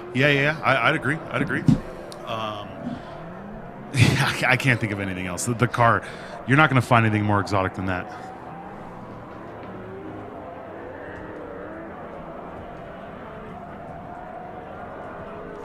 All right, looks like Jaime Santos on the screen here in that Focus RS. Looks like he's on another flyer lap. His last lap, he found at 1.2 seconds from his former fast lap of this event. So looks like he believes that there's more time on the table. He's going for another hot lap here, so we'll see if he's able to lay down an even quicker lap time for this lap. Yeah, it's going to be great. And I do have some people I want to address this. People are asking if they can get in the pits. Yes, in the past, people were openly allowed in the pits, but due to COVID, only on Sunday during the pit walk. So if you guys are coming tomorrow, friends coming from San Antonio like this gentleman, which is great to hear, by the way, Sunday at lunch, we do a 1 hour pit walk. You can get up close and personal with these cars. You can touch them. Don't touch the drivers. That's probably not COVID safe. But you can definitely look at everything about them. So, and hopefully as the world becomes more normalized and, this isn't a concern about being in close proximity of others, we will go back to the open pit strategy. But this year specifically, we did not want to put our competitors in danger's way, I guess is the best way to say it. Yeah, we're doing the best that we can to take the precautions that we can. And if you've seen Cuban and I on the screen, you'll notice that we have a separator between us since we are in a small room together. I'm asking the production team to bring this every year, though, because Carla spits when she talks. It's not true at all. So Carla is literally cleaning the spit off this thing before they cut to us. Carly, clean faster. Just... Thanks, sorry. Cuban. No, you missed the spot, actually. It's been great here, guys. And, the production team has worked their butts off to make sure that we're safe, because we're usually in a different room with a lot of people. And it was nerve-wracking being told, hey, you're going to be in a room by yourself. I don't think it was because of COVID. I think it's because we piss off our producer all the time. And they just use COVID as an excuse. Oh my gosh, they use COVID as an excuse. They're like, well, sorry, Cuban and Carla, you have to be down the aisle in the little girl's room. And she's a legitimate redheaded stepchild. So, it's true. I mean, colors don't lie. And honestly, for Cuban and myself, it's more, we wish that we were in the same room as the producers, because now we're kind of feeling the separation anxiety. So I dropped my dog off at my brother's house, and I've had her since she was 8 weeks, and she's 7 months now. And, the first night she didn't sleep. I am 1 day away from my producers, and I want to cry tonight. I just don't even know how to feel. But I'm sure they're enjoying the space from us, because I think we're a little too much sometimes. It's actually unfair, because they get to yell at us in our ear, and we just have to take it. See, when we were in the room with them, we could mute it, and we could, you mother son of a biscuit, you. No, I love it, though. And I think I'll be honest, I think it makes this production is actually better in our opinion because of it, because they're not worried about hearing what we're saying and talking very quietly so it's not on the stream. They get to do their job. The camera work is great. I love everything about it.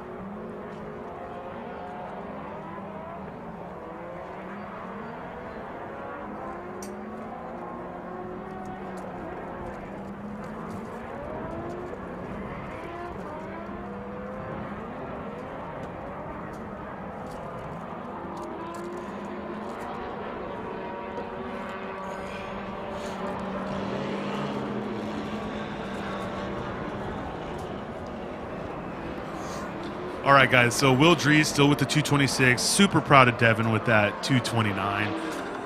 Justin Bayless and Tony Zerka, they are at a 230. I mean, it's so great to see these guys just coming out. Guys and gals, I apologize. Guys, it's so great to see these gender-neutral people coming out and running fast laps. Carla and I are from SoCal, and listen, if you call someone a gender and you're wrong, the Karens will tell you. So we actually have gender-neutral bathrooms at the racetrack. Stop it. I got yelled at my shop.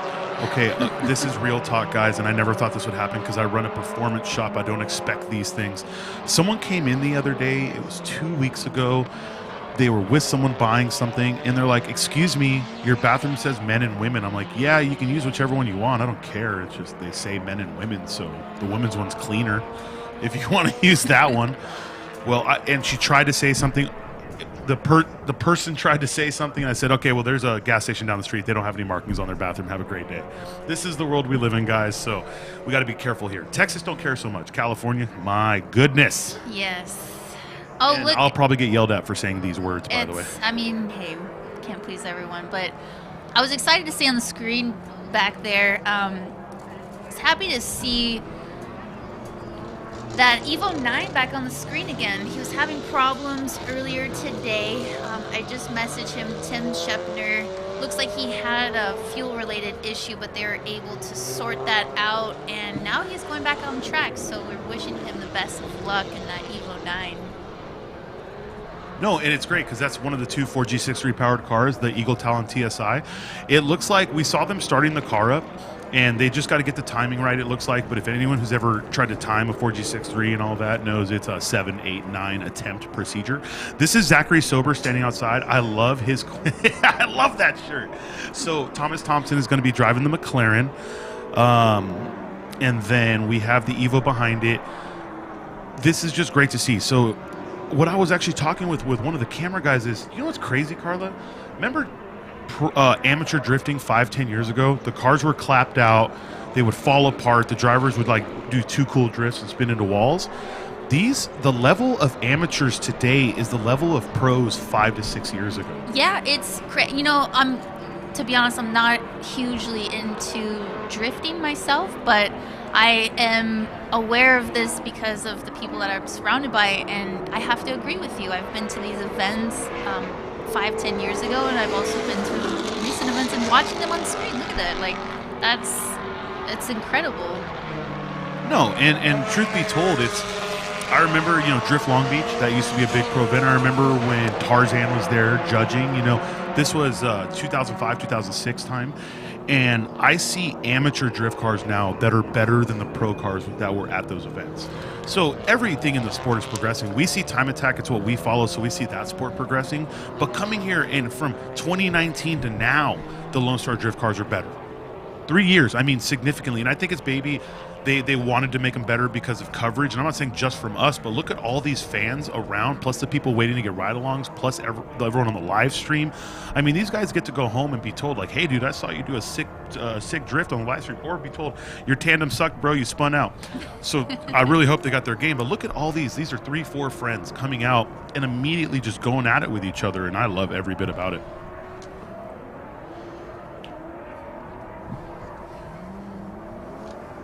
Yeah, and we also have a car show going on today. There's still a few cars left. We'll be running that car show until about 5 p.m. here. So, man, we have so many great things here at Super Lap Battle. Something little for everybody here. The car show, drifting, go-kart track as well. You can come here and you can race the go-kart tracks. I hope someday I'll have the moment to be able to do that. And you know what's really cool about this car show? I had more people come up to me than I can tell you. There were actually a lot of cars, but they tried to keep them separated. Cars can get car COVID. So the cars were about 6 feet apart.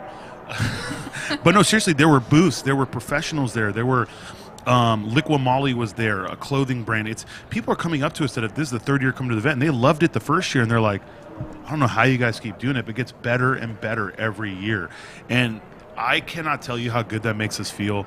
We put a lot of work into this. Carla and I, we, not to make ourselves sound like heroes, but we leave our day jobs early to come here. We come here tired.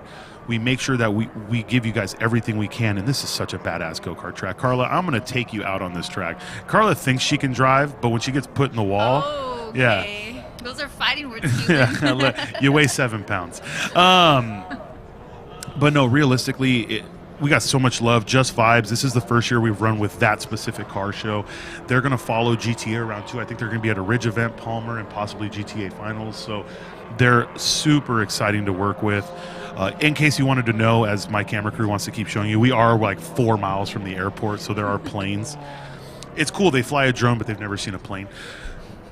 And I love everything about it. Also, what I love about coming here, look at that. IROC style Camaro. There's a C5, C6. They're drifting cars that back in the day would be like, what? America. Welcome to Texas. I mean, there's all kinds of enthusiasts here, and as you can see, there's a lot of spectators at the event this year as well. So we're so excited to have so many people from Austin, Texas, and all over Texas in general coming out to this event. No, I agree, and it makes a big difference, We it used to be locals would come out and kind of far. Now we have people driving further and further and further. We have friends of friends. I know people here from California spectating that have nothing to do with us or the cars. So that's a really big thing for us. The whole goal is to make this the biggest time attack event in the United States. And it's, not trying to compete with anyone else. We're not going to try and say we're better than anyone else. That's just our love for the sport. We want to make this like the Super Bowl of time attack. And it's awesome to have the support series. It's awesome to have GLTC. It's awesome to have Lone Star Drift, the car show. The taco cart is amazing, by the way. You just come here for the taco cart. I missed the taco cart. I opted in for the sandwiches. Body was built by taco carts. I see that as a work in progress. All right. Carla used to weigh 7 pounds, but now she weighs like 11. She's had quite a few barbecue and tacos. So I believe that was Group 3 that just finished. So we still got Group 2 and Group 1. Ferris is definitely going to go faster. This is Group 2 going out. That's the M3 we were talking about. Christopher Mayfield.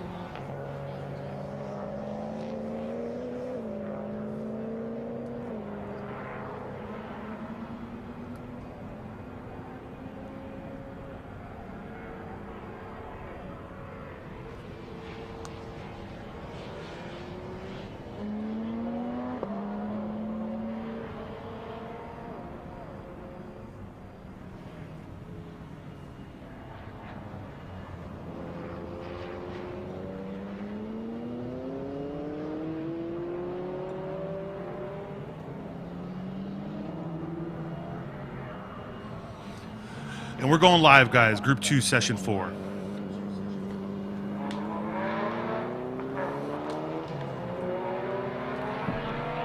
So some of the cars that were in Group 2 earlier today were actually bumped up to Group 1. And the reason why we do this is because of lap times, right? So in Group 2, we like to keep the lap times consistent and within a narrow range so that each car has the opportunity to put down their lap time without interrupting somebody else's lap time.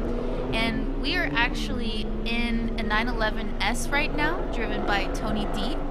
So once he gets on his first hot lap, I think we'll enjoy a full lap with him in the car. Yeah, no, and look, like we've been saying, we love all these cars, you know what I mean? You got Porsches, Camaros, Corvettes, Beamers. Carla knows those cars better than I do. Evos, which is I love everything about. But you have all these cars that, years ago, minus the Evo. Evo's a time attack car. You have all these cars that you never would have seen at a time attack event. And they're building their cars for our rule sets. These guys aren't just showing up like, look at the R stands for race Camaro. Look at Ferris's Z06. Ferris came from the Optima series. Optima Search for the Ultimate Street Car. Their rules are really tight. I mean, like, he had a duckbill style wing. He didn't have any real aero the first year. Second year, he was faster. Now he's got twin Terpskis, and he's got big wang up front and rear. He's all wanged out. So it's great to see these cars just show up and go fast, but not just go fast. Like, look, Ferris won the first year, and he could have came back with the same car. That's what a lot of guys would have done. Instead, Ferris like, okay, I'm going to make the car faster. Put a sequential in it. Okay, I'm going to make the car even faster. I'm going to put turbos on it. Okay, I'm going to make the car even faster. I'm going to put a front wing the size of Jupiter on it. He's going to continue to do whatever it takes to go fast. Yeah, absolutely. A lot of respect for Ferris Cortumi, and he is the current official record holder for limited rear-wheel drive from last year. However, we have seen that unofficially be reset already this event by a mere entity, so it's an exciting weekend. We're going to enjoy some in-car here coming up shortly. Yep, this is going to be the porch.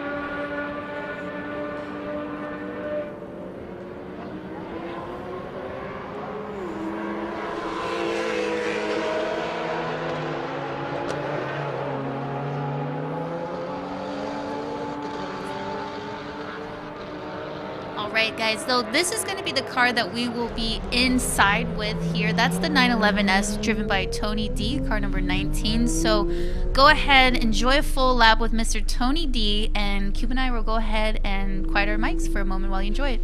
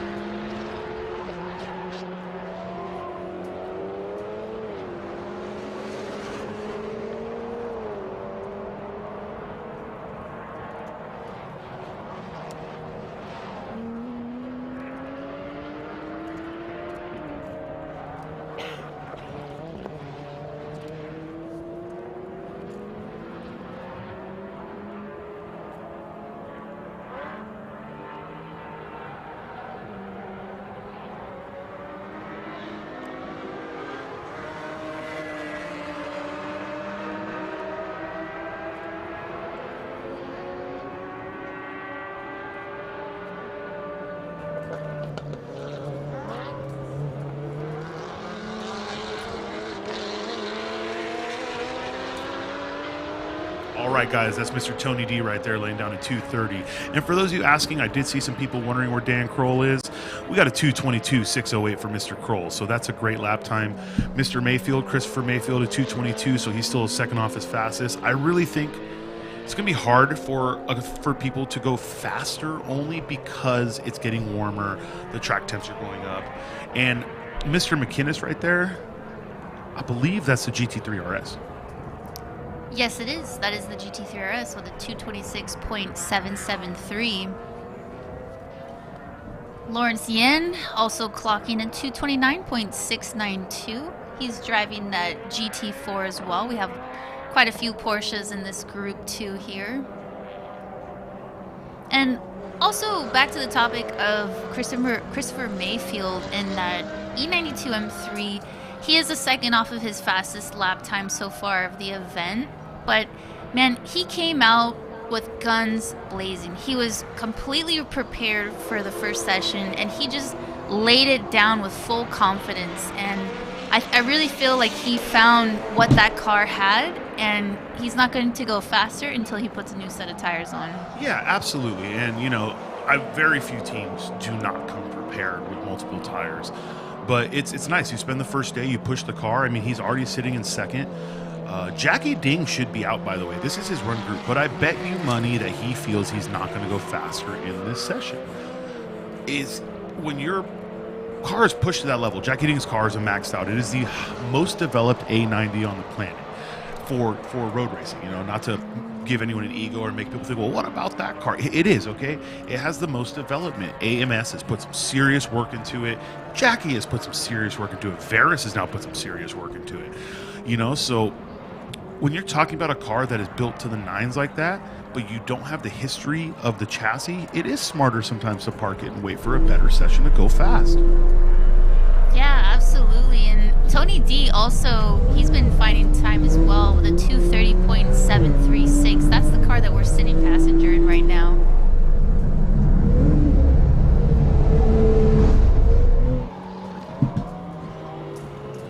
Yeah, and that car, I mean, the attitude of that car is good. Like I said, I don't think there's a Porsche that's bad to drive around the track. I make fun of the older, like 996 and older Boxsters because they're hairdresser cars, but I've driven a few of them and they handle great and they feel amazing, and you can't hate on it. Yeah, it's still a Porsche. They're phenomenal cars. I mean, you can't. Don't let your be mad friends at see it. you in it, but like besides that, it's an awesome car. Or just mask up, put your helmet on, and just make sure that Be no one... safe, social distance from your friends when driving a hairdresser car. To all my Miata friends out there, I'm serious. Speaking of hairdressers, Brett Nicoletti is at home. okay. Oh, sorry about that. I'm sure he's listening. That came out far too naturally. I apologize. Where were you going with that? Who were you thinking of? Exactly, Brett Nicoletti. Okay, yeah. I'm glad, because that was just too much for me. Listen, Brett Nicoletti is with us at all of our events, and we truly appreciate... So we talked about it. If Brett could come here, there's 15-minute sessions, so that's enough time for him to run at least 2 laps. Yay. Okay, this is the prelude that we were all talking about. This is Corey Wells and Will Dries. Corey has been building this car his whole life, it feels like, okay? I love this car. It is everything you want it to be. It is still an H22, but it's H to B, the way it should be. B trans, because H trans are garbage. But proper Penske 2 or 3 ways. It's got a flat bottom now. All R is future aero. Look at he's running, I believe, a plus 22 wheel because it's an 18 by 12 with a 20 or 30 mil spacer to get it to the track width he wants. Oh, what shifter is that? I love that shifter. It's gorgeous. It is still a standard trans. It's not a dog box yet. So, Okay. But I mean, it looks amazing. It looks almost K-tuned-ish. But he did something with this car that we love. He kept it show car quality because back in the day, he was a show car guy who did a couple track days and just fell in love. And if my camera guys could pan left whenever they have a chance, the guy on the computer is actually Will Dries. This man can make anything fast. Everyone knows who he is. You know, this gentleman right here on the computer, and I guarantee you what he's doing is he's looking through data. He's either looking through data or finding a date out here. But either way, he's... But Will is fast, and him and Corey are going over the data. And here's some more in-car. I'll be quiet for a second.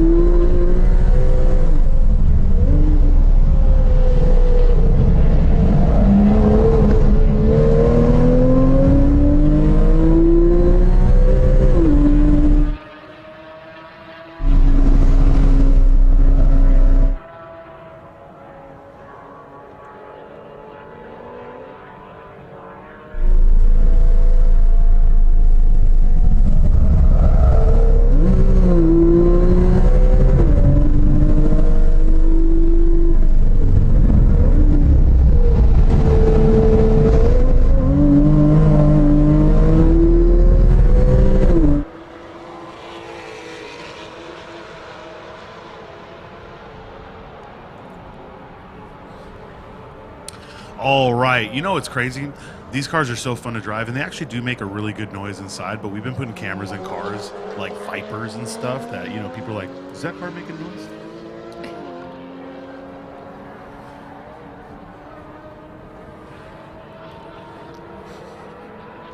There is a good point to be made, though. When you're hearing cars like Vipers, they are front-engine cars. This is a rear-engine car with the windows down, so you're not going to really hear the harmonics of the engine. But he was doing great out there. The attitude of the car is amazing. It transfers weight left to right. I love it.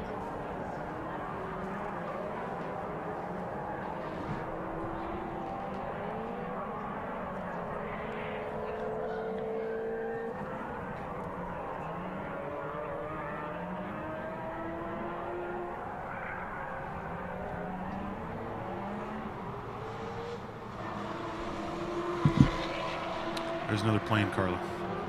Okay, no joke though. That skyline, the drone gives us things. I wish we'd had this forever, because Austin as a city is gorgeous from the skyline. It is truly a beautiful city. There's that LSM3. You know what I love about it? LSM3, dude. That's what Amir drove at GTA Finals. Am I really reverting right now? There's that LSBRZ. But what I always love is you have this BRZ with a fart can on the back, and that's what people would call it. It's, you know, it's a tubular stall muffler, but it's got an LS. So you look at it and you're waiting for it to start up and sound like a terrible FA, and then it screams at you. Yeah, it punishes you for having any preconceptions about the car. 100%. You never want to assume in this world, especially about gender.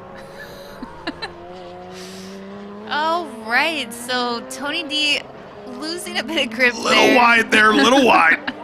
Apex was about a car and a half away, but that's the thing. He's been running every lap, and like we told you, it's getting warm, guys. Tires get greasy. I'm just going to make excuses for him. Tony, fix that. Well, he's also done, you know, maybe 5 hot laps this session, so... oh, look at there. We got some sideways action from Christopher Mayfield in that M3. Yeah, I don't think he is going to go any faster today, but he's still consistently at 22. Which says a lot. So I'm assuming he has a fresh set of tires for tomorrow. So it's great to see him out here continuing to get some seat time, finding maybe some slight things that he can do better for tomorrow. And then with a new set of tires tomorrow, I think we'll see this car into the 20s. Yeah, no, absolutely. You know what I mean? And I agree with that. He is the underdog. He's the one fighting. You know, Amir's winning. He's in second, actually, but pre-event, it's, who's going to win, Jackie or Amir? You know, and honestly, I was Team Jackie. The reason I was Team Jackie was because Amir sucks. You know, that guy listening that tagged me and says he doesn't suck. But realistically, it's because Jackie's car has the time here. It's not just Jackie's time, because Amir drove here last year. Amir's a great driver. People at that level, they can drive the tracks. But Jackie's did a 22 here. He knew the track. But man, Amir just comes out and does a 20 after his session of blown fuel pump relay. You know what I mean? But it's so strong. But I don't think we've seen the fastest at all of this. We couldn't have. I really think on a nice, cool morning, but first 2 sessions, we'll see a 219 or a 218. I think that's definitely possible, and Amir Bentatu has great support. He has his whole team out here supporting him through this event, and man, anything that happens with the car, they've been able to quickly sort it out and get him back on track. I think he's only missed 1 session today, if I'm not mistaken. Yeah, and it's all the fuel pump relay. His fuel pump gave out 3/4 of the way through a lap. Speaking of support, Amir's family's here. His sister's here. You know, his girlfriend's here. His sister sells some of the most amazing coffee in the world. It's called Late Break Coffee. I would highly recommend looking into it and seeing if she can ship it, because I've had 4 of them at this event already, and I'm starting to seizure. Thanks for sharing, Cuban. I haven't had any. You've had like 8 energy drinks, okay? You're having you're already having caffeine overdoses over here. I have a headache, but I would have rather had her late break coffee instead of the energy drinks that I've been drinking today. Hey, you see someone drew a flower in tire marks. That's like a kaleidoscope as a kid, but I couldn't even do it that good with a pen. So here's what we got, guys. Christopher Mayfield and Dan Kroll, same time, different classes. This is the thing. The reason you see what you see is we put these cars together based on speed index. The biggest question people ask is, well, why isn't unlimited with unlimited? And you have 4 run groups. Why don't you have the 4? Because it doesn't work that way, guys. Some cars are obviously built to a higher caliber than others, and it's not fair to put a car that's running a 222 and unlimited with a car that's running at 208. You know, it's nothing against either one. Dan Kroll has an amazing car. He's an amazing driver. He pushes the car to the limits, but we need to make sure that the cars out there are in the same speed index for both safety and hot lap ability. What I mean by that is you need to give drivers 1, 2, even 3 laps where they can run. If you have a car, the slowest car is running 15 seconds, 20 seconds slower, and it takes them longer to get heat in the tires, you can catch them on your second hot lap. And they're on their first hot lap, and neither person wants to give, so both laps are hurt. As my voice cracks. Yeah, absolutely. So especially, like you've mentioned with the Life GTR and also folks like Ferris Cortumi, they can't put down those lap times unless they have the space for it. So that is our ultimate goal besides safety, is allowing the drivers to have the space that they need on track to just put down all that they have and all that the car has. So that's the beauty of time attack. Yeah, and I mean, the cars like Ferris and Life, these cars are very aero dependent, and anyone that's ever watched F1 knows if a car is within 5 seconds of another car, the lap time is significantly hindered by aero wash. I'm not saying that they're that sensitive. Well, Cole's a very sensitive person. He's a nice guy. But I'm not saying the cars are that sensitive. What I am saying, though, is if they get close to someone in a high-speed corner, they're going to turn in as if the grip is there, and it's just not going to be there. You need fresh, undisturbed air. You need air that's not down with the sickness. It's undisturbed. Okay, that was a terrible joke. But straight out of the 2000s. Let's go. Hey, just like drifting, okay? But it's nice that these guys have a chance, and that's also the reason why the very last session, the top 5, the fastest cars of each class, they get to go out by themselves. And you know what? That's got to kind of be nerve-wracking. I don't care what anyone says. You know that the live stream, the drone, every camera is going to follow you through every corner. Every mistake you make, I'm going to talk trash on. Every good thing you do, I'm going to miss. So everything going on out there is going to be big. So it's got to be a little nerve-wracking for them, but at the same time, that's them alone on the track. And that's what every time attack driver wants. They want one clean lap to go as fast as they can. Meanwhile, drifters just want to be in huge groups of people sideways, and I really want to hang out with these people at some point. Yeah, absolutely. We've been enjoying watching them drift around the skid pad here, and it has really brought in a large crowd. They are doing passenger ride-alongs, so it's a great event, family-friendly. Bring your wife, bring your kids, throw them in the passenger seat, give them a good time as long as they're not motion sickness prone. Yeah, and most drift cars are gutted and caged, so you could just hose it off. But let's be real here, guys. If you have motion sickness, just watch. Yeah, hopefully it's not like the lady on the plane right now. Woo! Carla, man. Okay, again, super sorry to headphone users. I didn't mean to throw a Ric Flair at you. But so I had a great flight, guys. I slept, except I got elbowed in the ribs because apparently I was snoring my butt off and waking and pissing other people off. But I was sleeping. I was comfortable. Carla had a rough landing, and apparently a lady on a plane near her decided to give up the ghost and do a puke bag. I hope it was into a bag. There was. Oh my God! It wasn't into the bag. Okay. So no, and the craziest thing about it is that's life. Oh, okay, guys. So I have a friend in California. His name is Brandon Lee. Great guy. Drives a Honda Civic. I swear to you, he's Amir's biggest fanboy. Brandon, I don't mean to put you on blast. I know you're listening right now, but he's Amir's biggest fanboy. Like, he posts everything about this guy, and I like Amir. He's all right, but he posts everything about this guy, and all he's been saying is, "Give me an in-car of Amir, please." All right, Brandon, got you, fam. We'll let him do a warm-up now. I really hope he does a sub 220 on this lap, because that would just be utterly incredible. But as soon as Amir's car goes hot, that's another mid-engine car, by the way, guys. So if it doesn't make all the noises you want, I'm sorry. But you're going to watch that entire lap. Yeah, looking forward to it. Amir was able to put down a 220 earlier today.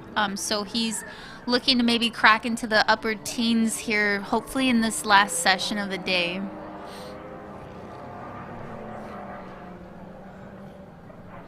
And for those of you wondering, I have another friend watching, and she keeps asking what that black car is.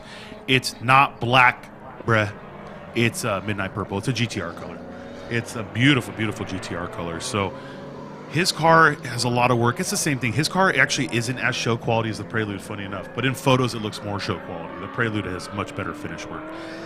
We do have Ferris out here, and I'm sure you will have me cut. I will cut into the in-car at some point if Ferris breaks the record. But for the most part, you'll see it on the leaderboard. I really want to give you guys a full lap of Amir's. So there goes Ferris starting his hot lap, which that car sounds amazing passing the tower. We're behind a huge concrete wall over here, a little bit of lockup. Behind a huge concrete wall, and I can still hear him smashing through the gears. Yeah, it sounds amazing. You have to be here to hear it for yourself, but I'm definitely not mad about hearing the cars go down the front straight next to us. No, and turbo cars are known for being quieter.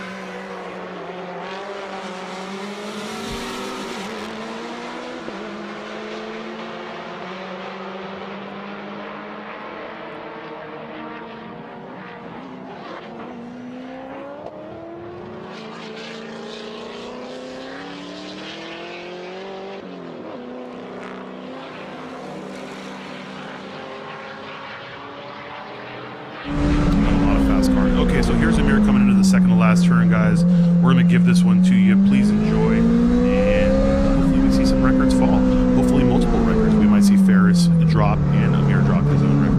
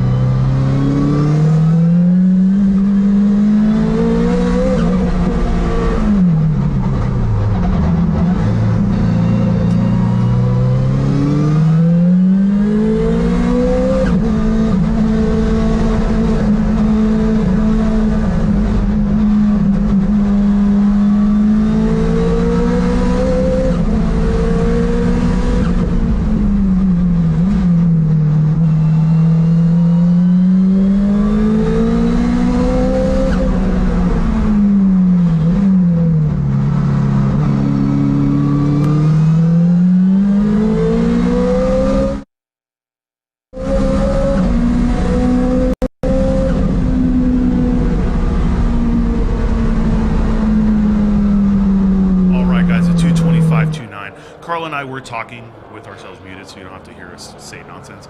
But we can tell every car that's gone out this session, the cars have looked fast, but their lap times have been slow. The track is slower, there's no doubt. But Amir just did a 2:20, basically matched his time on a slower track. I think between him and Jackie, tomorrow we're going to see some really incredible times. And honestly, that was a really, really good in-car. He is very smooth. It's one of those things where I'll let Carla talk about the car stuff. You don't want to listen to me talk about the car stuff. No, you're doing a good job. It's actually exactly what I was thinking too. Amir always has really smooth inputs when he's behind the wheel, and with that, the car is always really happy too. He's not asking too much. He's not overdriving the car. He's meeting the limits and occasionally exceeding them, but he's maintaining a really fast pace through his smooth inputs. And if you don't know what we're talking about, anyone that goes to a track day, pay attention to how you drive. I bet you're jittery, you're throwing the car, you're overcorrecting. I'm very guilty of this. I'll tell you right now. I watch myself on in cars and stuff. I said, why am I driving like that? It takes a lot of laughs, a lot of experience to understand how to smoothly come off the brakes after threshold braking. It's like me, I will threshold brake and then throw the car in and be upset when it spins. I always tell people that the release of the brake pedal is actually, in my opinion, more important than the initial press. So, yeah, there's a lot of time to be found with braking and especially the brake release in general.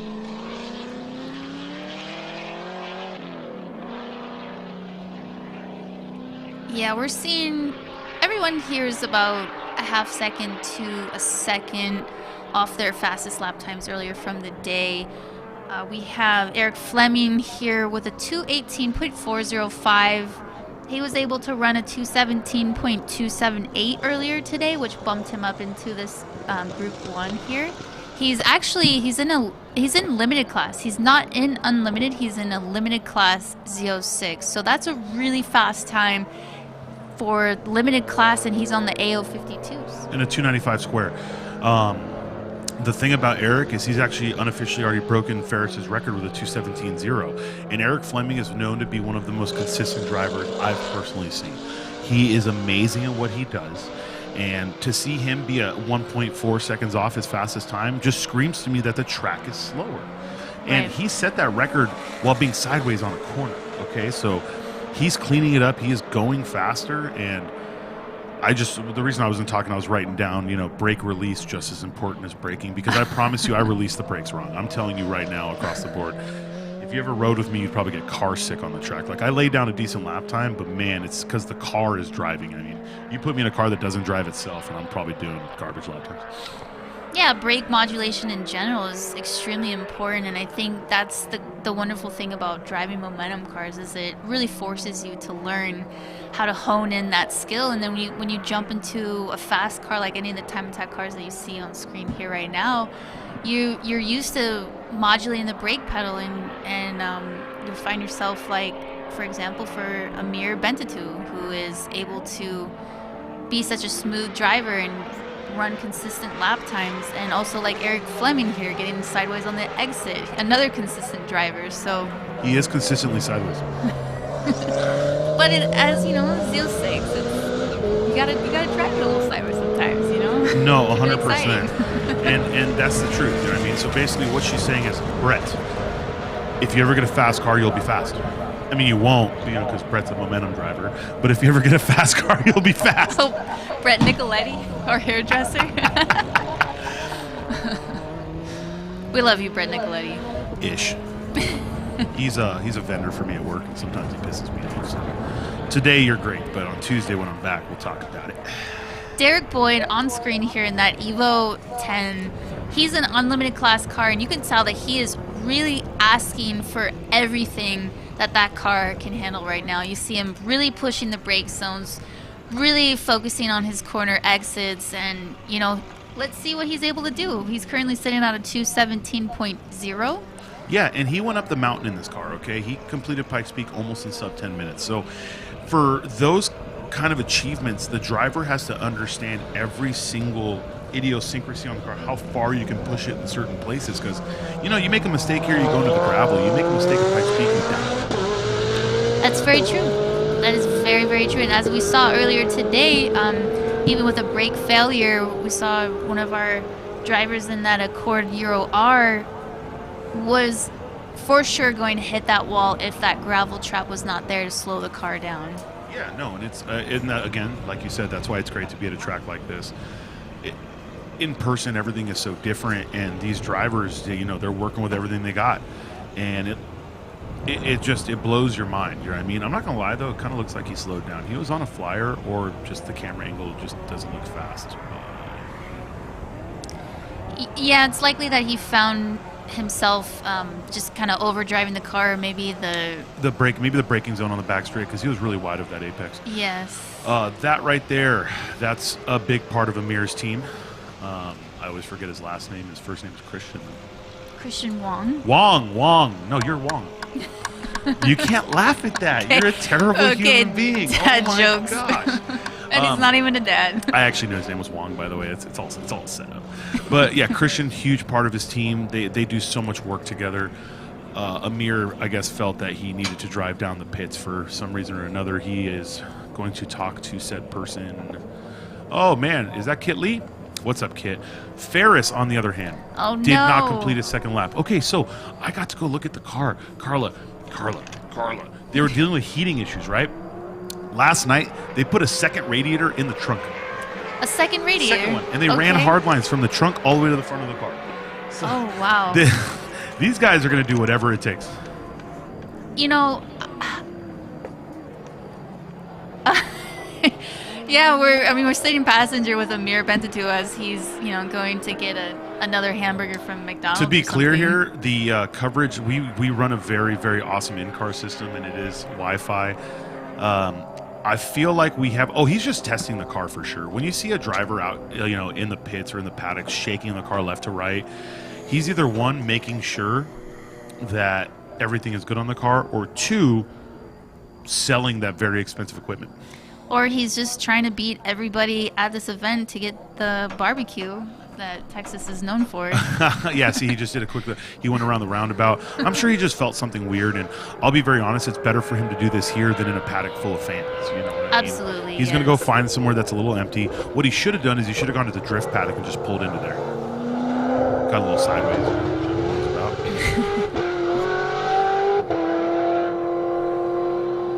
Well, I'm looking forward to hearing what happened with Ferris Kortumi. A lot of respect for him. He's a true competitor. Whatever the issue is, we know that him and his team will be able to sort it out overnight and in preparation for tomorrow. He has a lot of potential with his car. He came out strong today with the first lap out. He ran a 208.702, and that really is what caused an earthquake here at COTA and has really woken up the Life Motorsports team, because they have to protect their 207. And they do. And you know what? Cole tried to go out, and I guess they had an issue. Ever since his first 208.7, though, he hasn't been able to match it yet. I know he's still getting used to the car. The car is amazing. Someone said they wanted to see a lap of Ferris. Well, earlier we did watch his 208 lap, and, you got to watch him be pulled around track with a truck. That counts, right? So realistically, though, his car is capable of so much more, and if they can keep everything together, absolutely. I'm not saying they rushed it. They were just dealing with issues, the cooling issues. Ferris made it a point that he was not going to miss this event, and we love that about him. Ever since the first Super Lap battle, he has made it a point not to miss a single one, and that's so awesome for us. So you know what? They ran into a cooling issue, and instead of throwing in the towel, they threw another radiator in it and just drove here.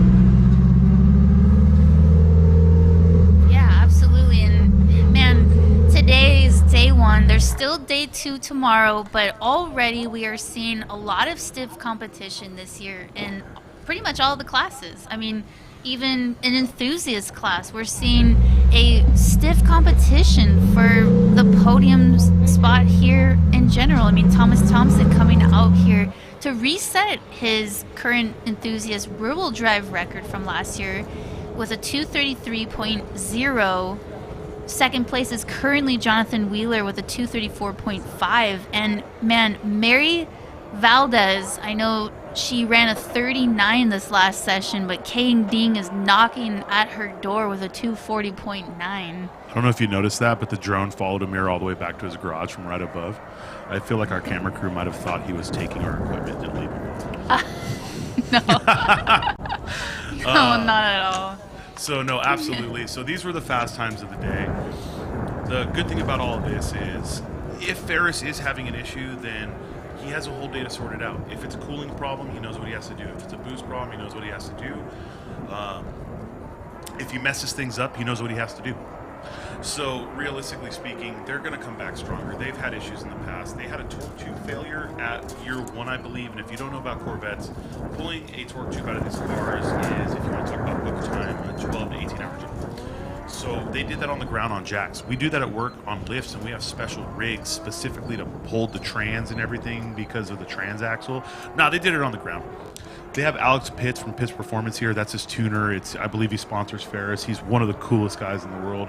If you watch Amelia's videos about her twin turbo C8, he's the one that tunes it. He's the one that put the twin turbo kit on it. So overall, I mean, it's fantastic to see the work they're doing. So there's no doubt whatsoever that they're going to come back stronger.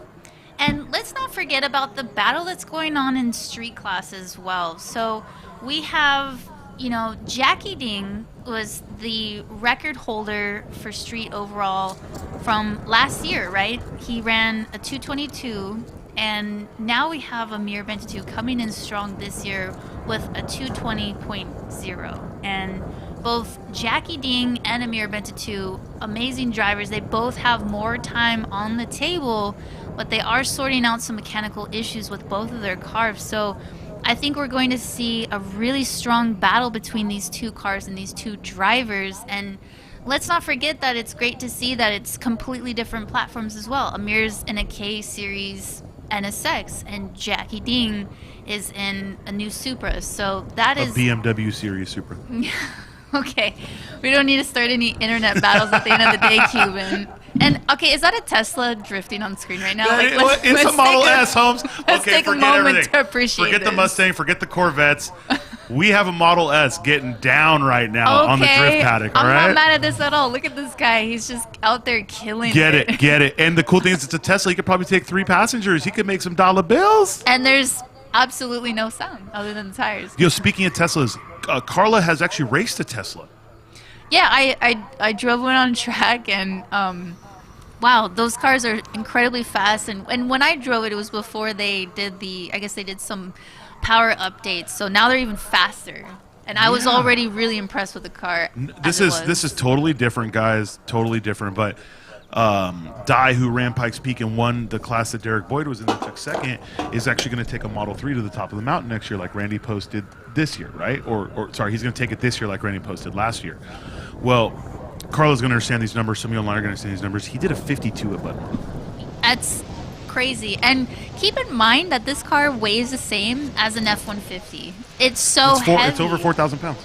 But when I was driving it on track, it's crazy because it's so well balanced that I found myself forgetting how heavy the car was until I came into a brake zone. I was about to say the brakes were the downside, right? And then the car didn't stop.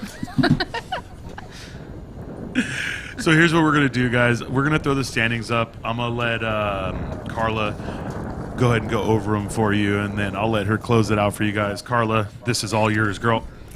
All right. Thank you, Cuban. And thanks to everyone who has been tuned in with us all day. Here are the enthusiast class current standings with Thomas Thompson at the top of the class with a 233. Jonathan Wheeler trying to catch him with a 234. And Mary Valdez with a 239.5 street class. We have Amir Bentatu leading the class with a 220.0. Christopher Mayfield with a 221.7. Jackie Ding with a 222.6. That is our current podium for street class, but we'll see what happens tomorrow. Limited class, currently led by Eric Fleming with a 217.0. Will Hardiman with a 220.0. Thomas Thompson again on another podium with Zachary Sober at a 223.0. Unlimited class, what an exciting class this is going to be. Ferris Cortuni currently at a 208.6. Jason Den and Cameron Lawrence currently with a 215.662, and Cable Rosenberg with a 216.868. And let's not forget about the Pro Comp class here. We have Ryan Dussex and Nick Sinnenford with a 229.914, Justin Bayless and Tony Sirksa with a 230.580, Nick Bright and Moni Sar with a 241.2. All right, so when you guys join us back tomorrow morning, here is the schedule. This is what's going on. We're starting bright and early at 8 a.m. with Lone Star Drift, and GLTC race is starting at the same time. And then our first time attack session of the day will be live at 8:25. And then we'll have our second GLTC race at 10:05, followed by our second time attack session at 10:30. And then we're having another car show all day again, so 11 to 5. If you're in Austin, come out. You have to see it. This is a great event. A lot of people here already on day one. Day two is always even more crowded. We'll have the pit walk You'll be able to see the cars in person. You can talk to the drivers. It's an amazing time. So be sure to come out here. And we wanted to give a quick shout out to our event sponsors here as well, with Yokohama Tires, Garrett Turbo, Raised Wheels, Ignite Racing Fuel, CSF Radiators, Stop Tech Racing, Competition Clutch, Meister Watches, Race Shapes, and we cannot forget our production crew, Revolution Media. So thank you so much to all of them for making this event happen to us. Thank you for all of you that are tuning in with us live all day today, and we will be back here tomorrow bright and early, 8 a.m. Central Time. We're in Texas, so be sure to tune in and get some rest, because it's going to be an exciting day tomorrow. Again, and Cuban, thank you for commentating with me for another day of this Super Lap Battle USA. Just, Carla did that whole thing without taking a breath. She is now blacking out on the floor. Huge shout out to Carla. She's killing it. I mean, I'll be really honest with you. I love all of the knowledge she brings to this sport, and she's a prettier face to look at on the live stream. I paid him to say that. Oh, dude, I actually messed up. I was supposed to be on the side with timing and scoring so they could keep timing and scoring up, so it would just block my face. So don't forget that tomorrow we have a pit walk. If you're here, you're coming here for Sunday, you bring in your family. Tomorrow at lunch, we have a pit walk. That's going to be lunchtime. You saw the morning schedule. I promise you tomorrow when it gets near lunch, we'll give you the afternoon schedule. And more than that, just thanks for staying with us. Thanks for supporting Super Lap Battle. Thank you for being here. Thank you for watching us. Huge shout out to every single person that stayed on YouTube. Y'all don't stop commenting. So, I mean, I know you're there. It's not on in the background. And more than anything, that's going to be it for today. So huge shout out. Thank you. We'll catch you tomorrow, and peace. Thanks again.